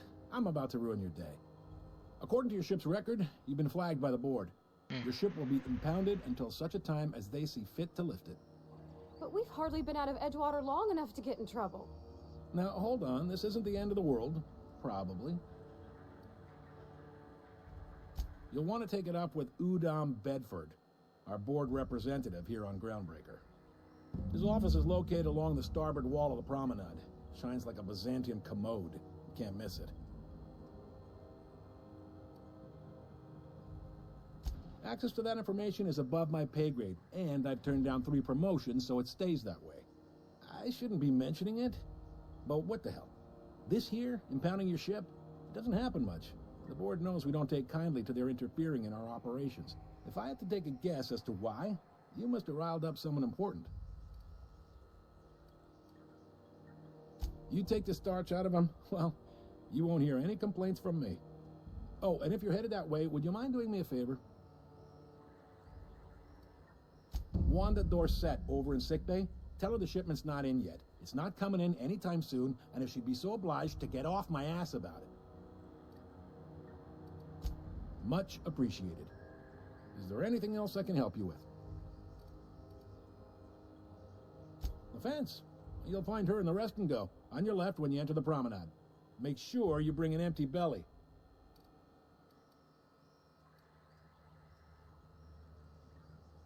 Be seeing you.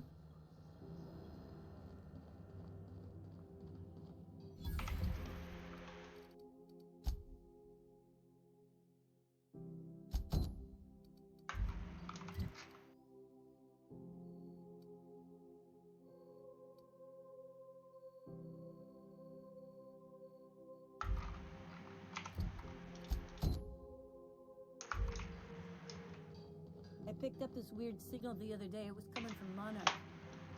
Here we go again. No one lives on Monarch. It's a wasteland. You were hearing things. Go fetch your vodka. Aftertaste the rainbow.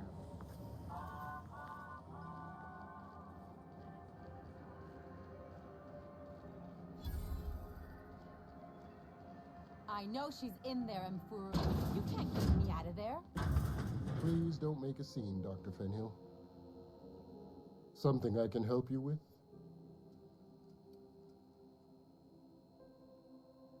Not without dispensation from Chief Junlei, I fear. Supplies are hard to come by out here. Take care.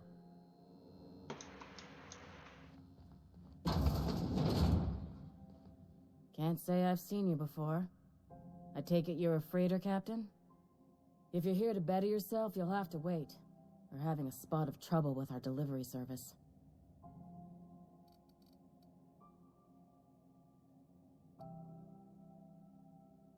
He must be referring to Irion. I'm sure the fool's gotten himself into another scrape. I'm beginning to wonder if I'm ever gonna get my service mechanicals at this rate. I'd be grateful if you'd spare the time. We need his delivery soon as yesterday. Last he told me, he was taking a shortcut by Scylla, an asteroid in the Charybdis cluster. That's where I'd start, were I the adventuring type. You look out, though. The place is probably crawling with outlaws. I'm sorry. Am I causing a scene? See, Mfuru? We could have avoided all this unpleasantness if you just let me talk to Jessie in the first place.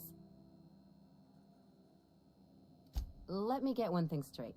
Jessie and I are not friends. I just owe her, okay? As for the rest, I'm trying to figure that out. All I know is that she's been here too long, and she's apparently not receiving visitors. Be my guest. If you know something I don't about dealing with hospital bureaucracy, I'll be impressed.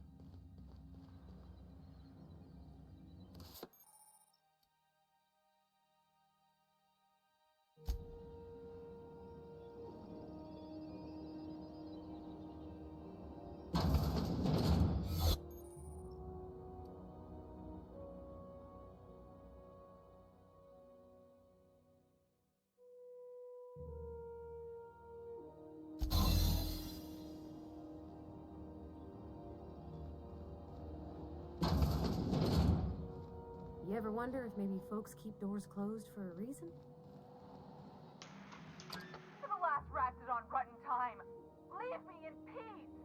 You hull-headed quacks do know that restful recuperation requires not being disturbed, don't you? What? Why? Everything's fine. We're all fine here. No need for her to be worrying her pretty little head about me. I'm just terrible, dreadful sick is all. Got a cough that won't quit and sores all over my body. Highly, lethally contagious. But I'll be fine, so long as I'm left alone. Criminy. She really ain't gonna drop this, is she? Alright, okay. We can discuss this like the level-headed folk that we are. Seems I've gotta do something before Ellie goes jabbering my business to anyone with one ear and an intent to listen. The truth is, I'm not sick. But if you repeat what I'm about to tell you to anyone, I will deny it with my dying breath. You, ain't with the board, are you? See, I owe them a lot. I might have missed a payment or two, and the other night I swear someone was following me back to my room. So I hold up here to lay low.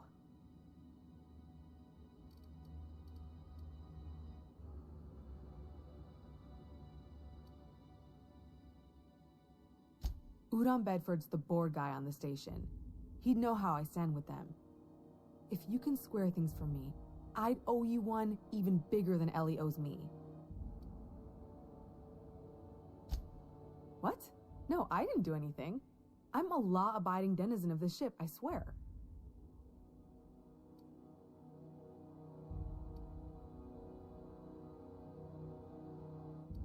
You'd let a poor, ill woman get disappeared by the board?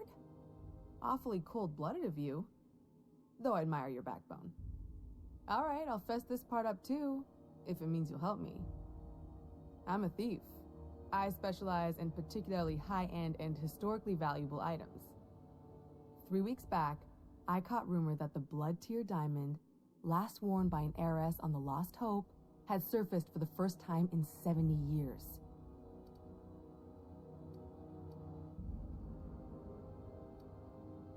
Udon was my buyer for when I'd acquired the diamond. He paid half up front to finance the operation. Let's just say things went sideways about the time I got my hands on the diamond, and it crumbled to stardust in my palm. Anywho, I barely made it out with my life, and nary a plan to make back Udom's deposit I'd spent.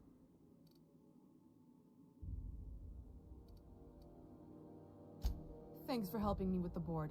You're a real pal. Or I guess I should say, Ellie is one, huh?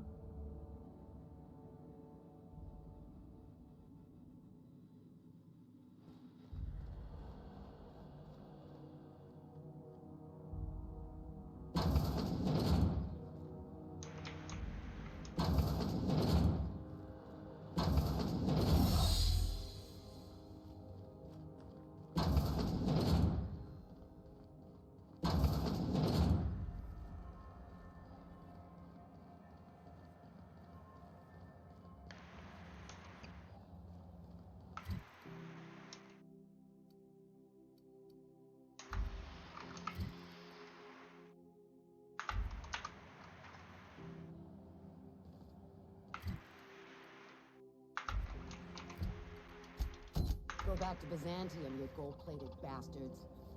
Yeah, no one wants you on Groundbreaker. Have you seen this man? Reward offered for information leading to the capture of noted terrorist Phineas Wells. Report any sightings to your local foreign embassy.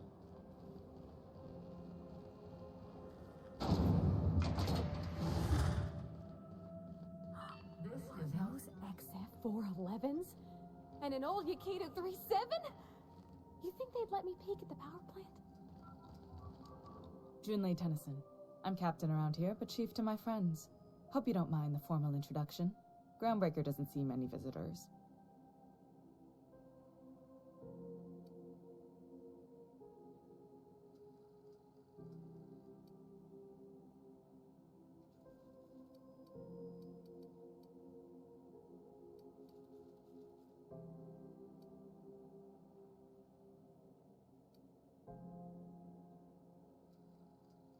No, it isn't.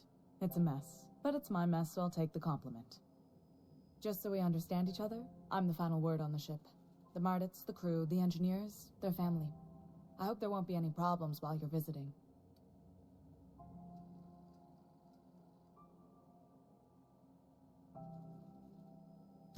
Good. Don't go making trouble, and chances are you won't find any. That's how I like it here. So what brings you to Groundbreaker? I'm curious, even though 9 times out of 10 the answer's just passing through.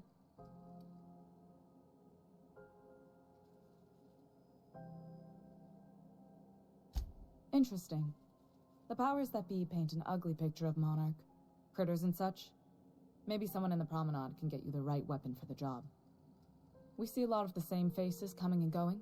Most of them board spies and corporate sprats. Makes it hard to trust outsiders. You seem different, so welcome aboard. What?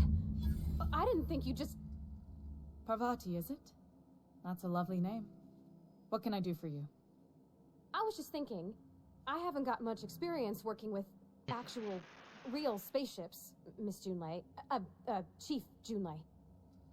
Junlei is fine.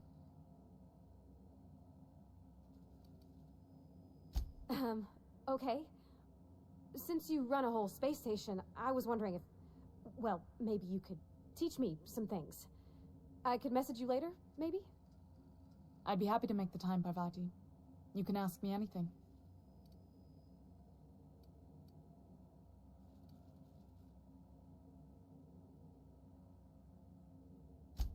Right. In person. Sure thing, Captain. Wow, great. I'll do that then. Messages. Later.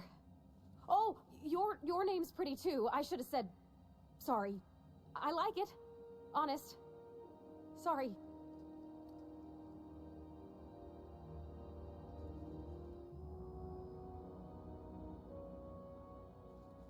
Not a problem, Captain. Ask away. Groundbreaker's radiators need replacement parts. They're dumping superheated air into my ship. Only the board has access to new parts, and I won't let them swindle me into a corner. None. Every time I give in to the board, Groundbreaker loses its freedom. Soon there won't be anything left. I can't allow that. The board isn't helping, and my resources are spread thin. If I don't get those radiators back online, Groundbreaker, everyone aboard, will be cooked alive.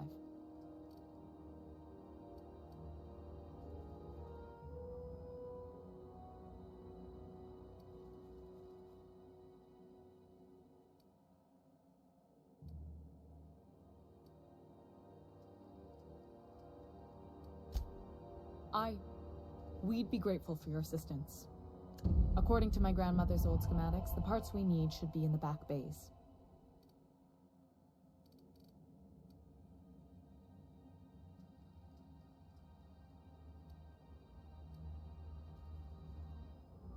Hold on. There's something you should know before you go charging off. The back bays are on a lower deck, long abandoned and a haven for miscreants now. Good. Once you've obtained the parts, we can proceed to the next phase of repairs.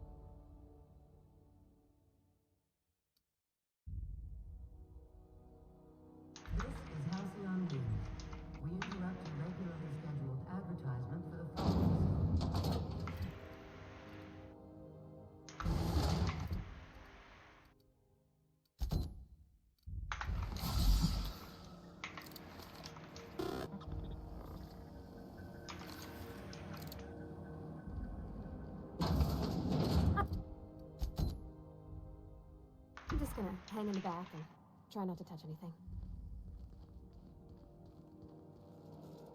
Ah, yes.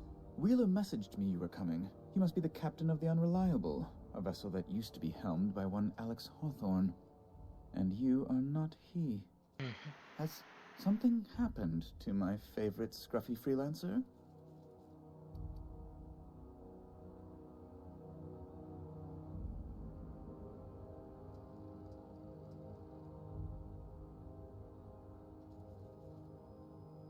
Oh no, this is terrible.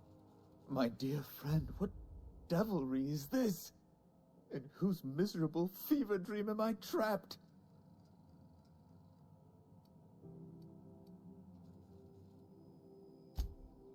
Oh, Alex. There were so many arguments we'd yet to have.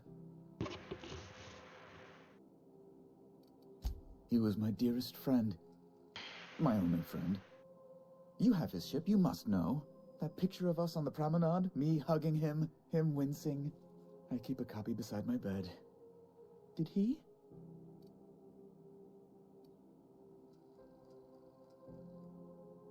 Ah, that's just like him. Such a sentimental man. Tell me, how did he die?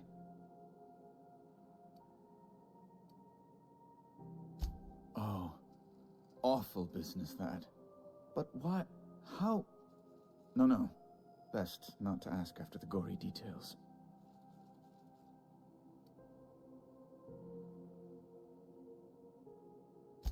Right. You're going important places, I'm sure. Big, exciting, important places. There, I've removed the flag from your ship.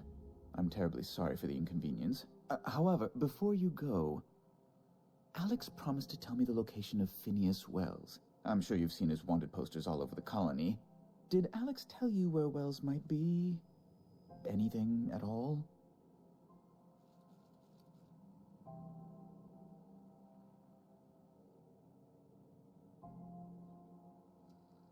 You haven't read the posters? He's a terrorist, a thief, a madman. It's really in the colony's best interest that we stop him before he does further harm. That's... well, that's just terrible news. Law, what am I going to do now? The board will have my head. Oh, I'm sorry. This is terribly unprofessional of me. Is there anything else I might help you with? It's personal business, I'm afraid. Miserably, terribly personal. Information on the whereabouts of Phineas Wells would go a long way. It's my white whale, I suppose.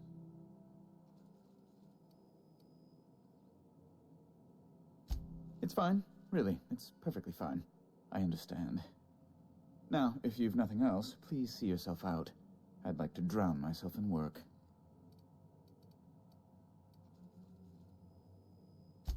Miss Doyle owes the board a significant sum. Alas, the only collateral she has is her organs. Compulsory donation is quite legal in such cases.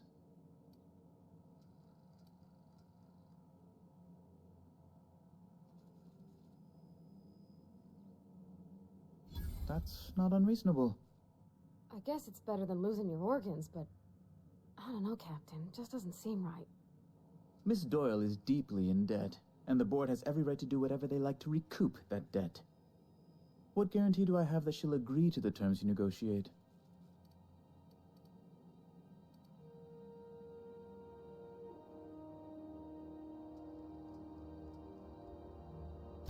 You might be surprised. But we'll proceed on the assumption she'll be reasonable. I will recall my collection agent. Tell Miss Doyle to report to me promptly for her first assignment. Now, is there anything else you need, or can I return to my work?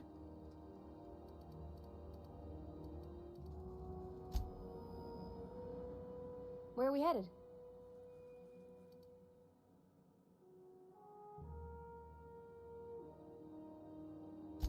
Well, I didn't expect her to be so tall. And did you see the size of her arms?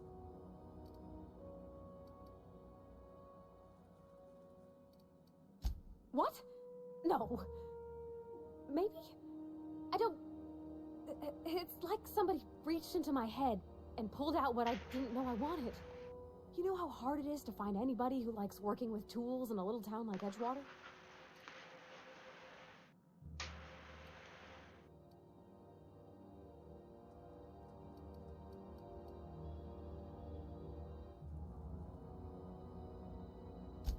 I just met her. How could I be?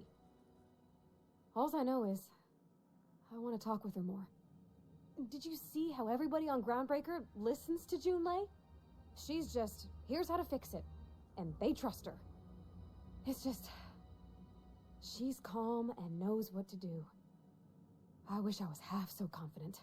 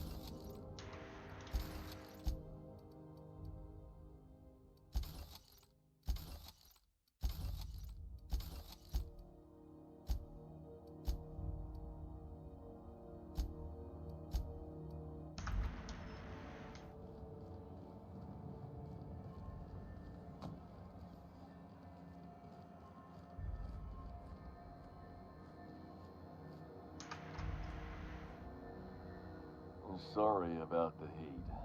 Chief Tennyson will get the radiators fixed soon. Of course, this heat sure makes a zero-G brew extra refreshing. It's an ale that's good for what ails you. Oh, and it's not the best choice, it's Spacer's choice. Taste the freedom. A lot of slogans to keep track of. And sometimes I forget.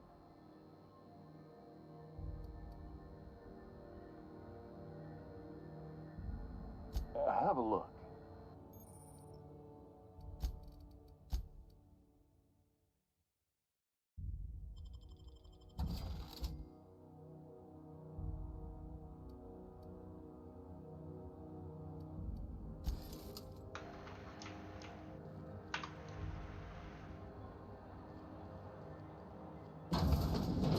Wish I could say it was good to see you, Ellie.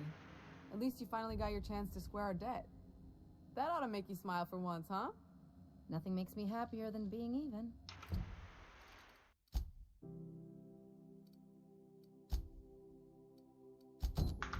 Except being right. That's nice, too. The good news came through the wireless. Looks like you paid my debt to Jesse. I guess that means I owe you now, right?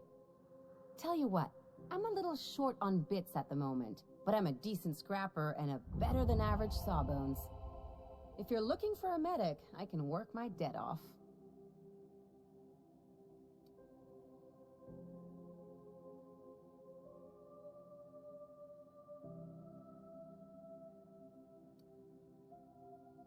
It's like people touching a cookie and leaving it in the box. It's just one of those things that gets under my skin.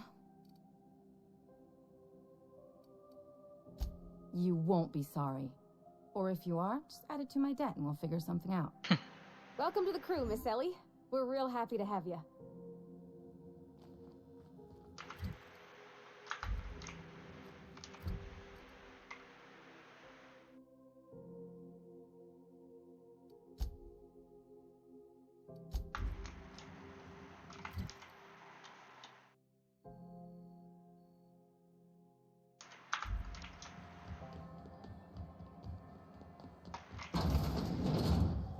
The beds are comfy, but you'll want to check the mattress before you settle in. Bless my heart. A stranger come knocking on a poor old woman's door. You here for a particular reason? Or did the neighbors tell you how good my sugar cookies are? Made without a single natural ingredient, or an oven. Just like store-bought.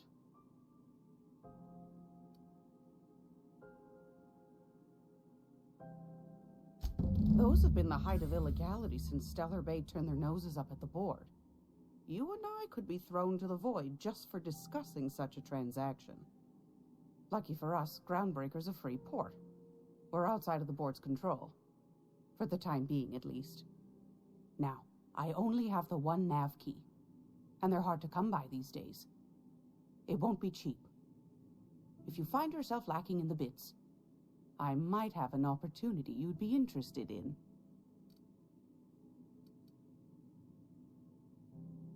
Well, I find I'm in need of a ship captain with a little moral flexibility. Might be this could help out the Groundbreaker, as well as earn some bits. But if you've got qualms...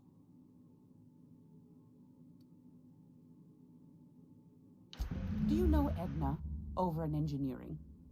Sweet as a pea, that one. On occasion, she'll pass along transmissions I might find interesting.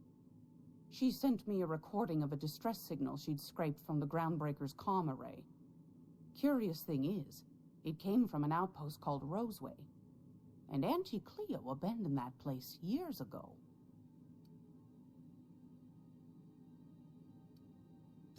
Can't say I know for sure. Maybe it never really was. Wonder what kind of haul they left behind. Comm centers don't operate themselves, Captain. Someone had to have sent that distress call manually. Those corps are cleverer than all get out. Might have been a ruse to keep the rest of the board from sniffing around. You've got an ear for intrigue and a nose for bits. I like that. Here's a copy of the SOS recording, complete with the coordinates. If you should find a secret worth selling, might be I could find a buyer. Corporate bigwigs will pay top bit for inside information on their competitors. The more we got the corps fighting each other, the less time they got to meddle in our affairs. Don't forget to come find old Gladys when you're done.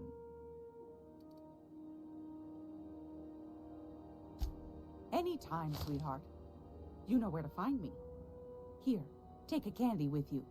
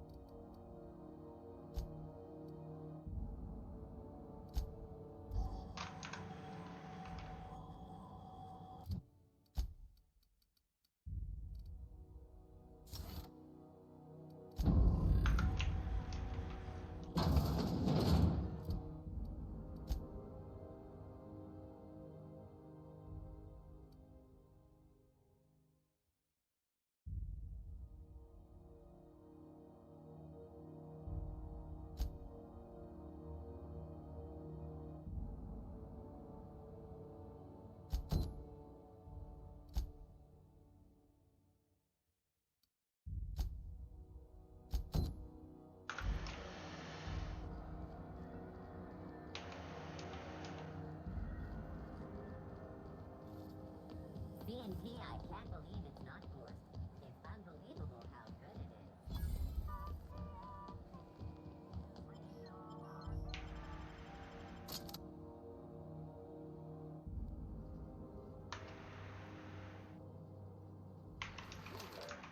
Hey, McRed, were you...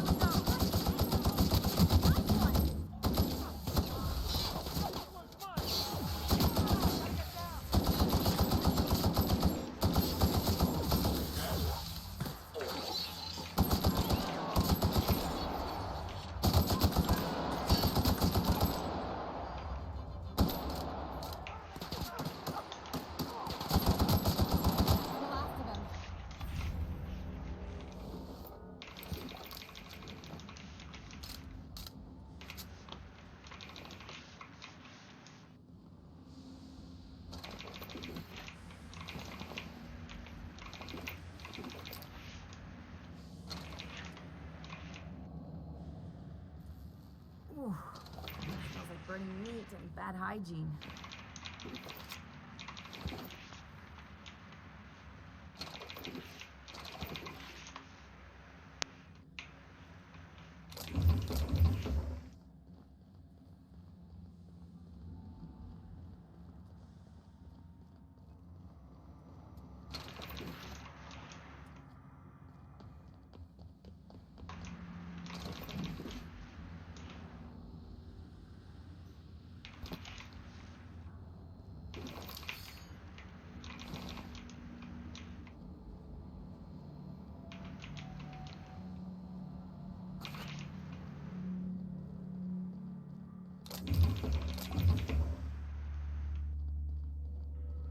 Are those hibernation pods?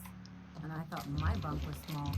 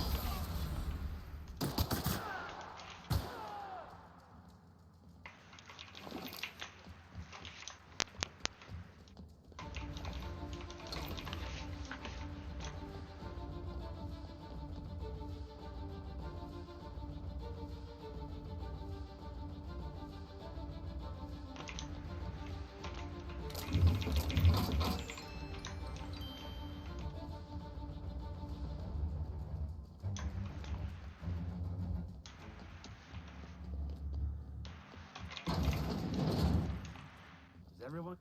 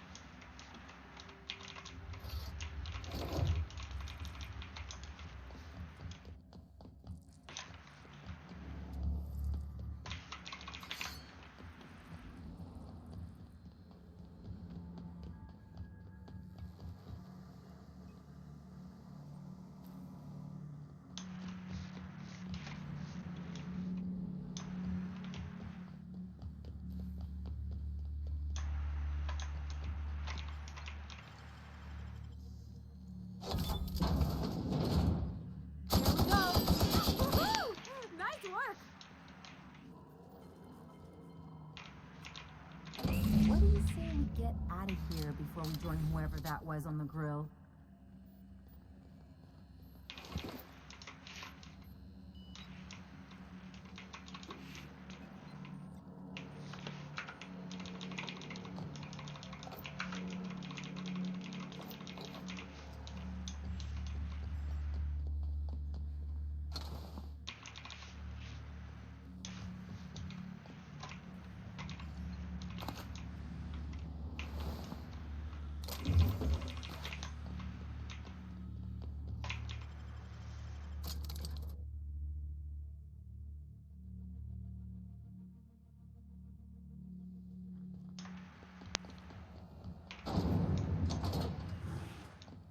Hotter than usual in here.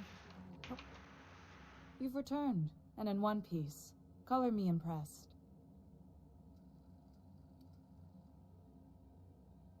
Good work. I'll take those. I need you to head through the large door at the far end of engineering. Take the elevator down into the machinery shaft. There's a terminal in the back. Activate it when I call over the ship's PA. And bring weapons. There's a slight mantipillar infestation. Don't worry, Miss Junlei. We'll be super gentle with the ship. You don't got a thing to worry about. I mean, aside from fires and such. I'm genuinely heartened to hear that. Thank you.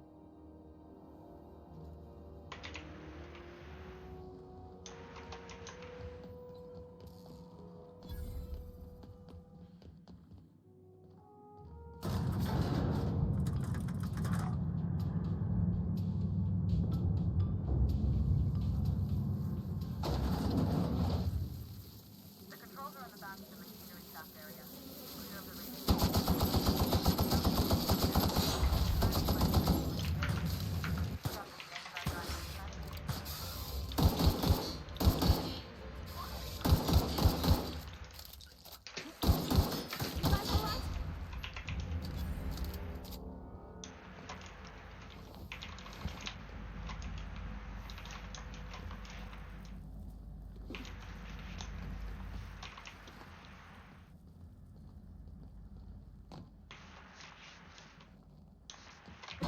Strong help with the security mechanicals booted up and killed a bunch of men. Bad news. Diagnostic is at the circuit board.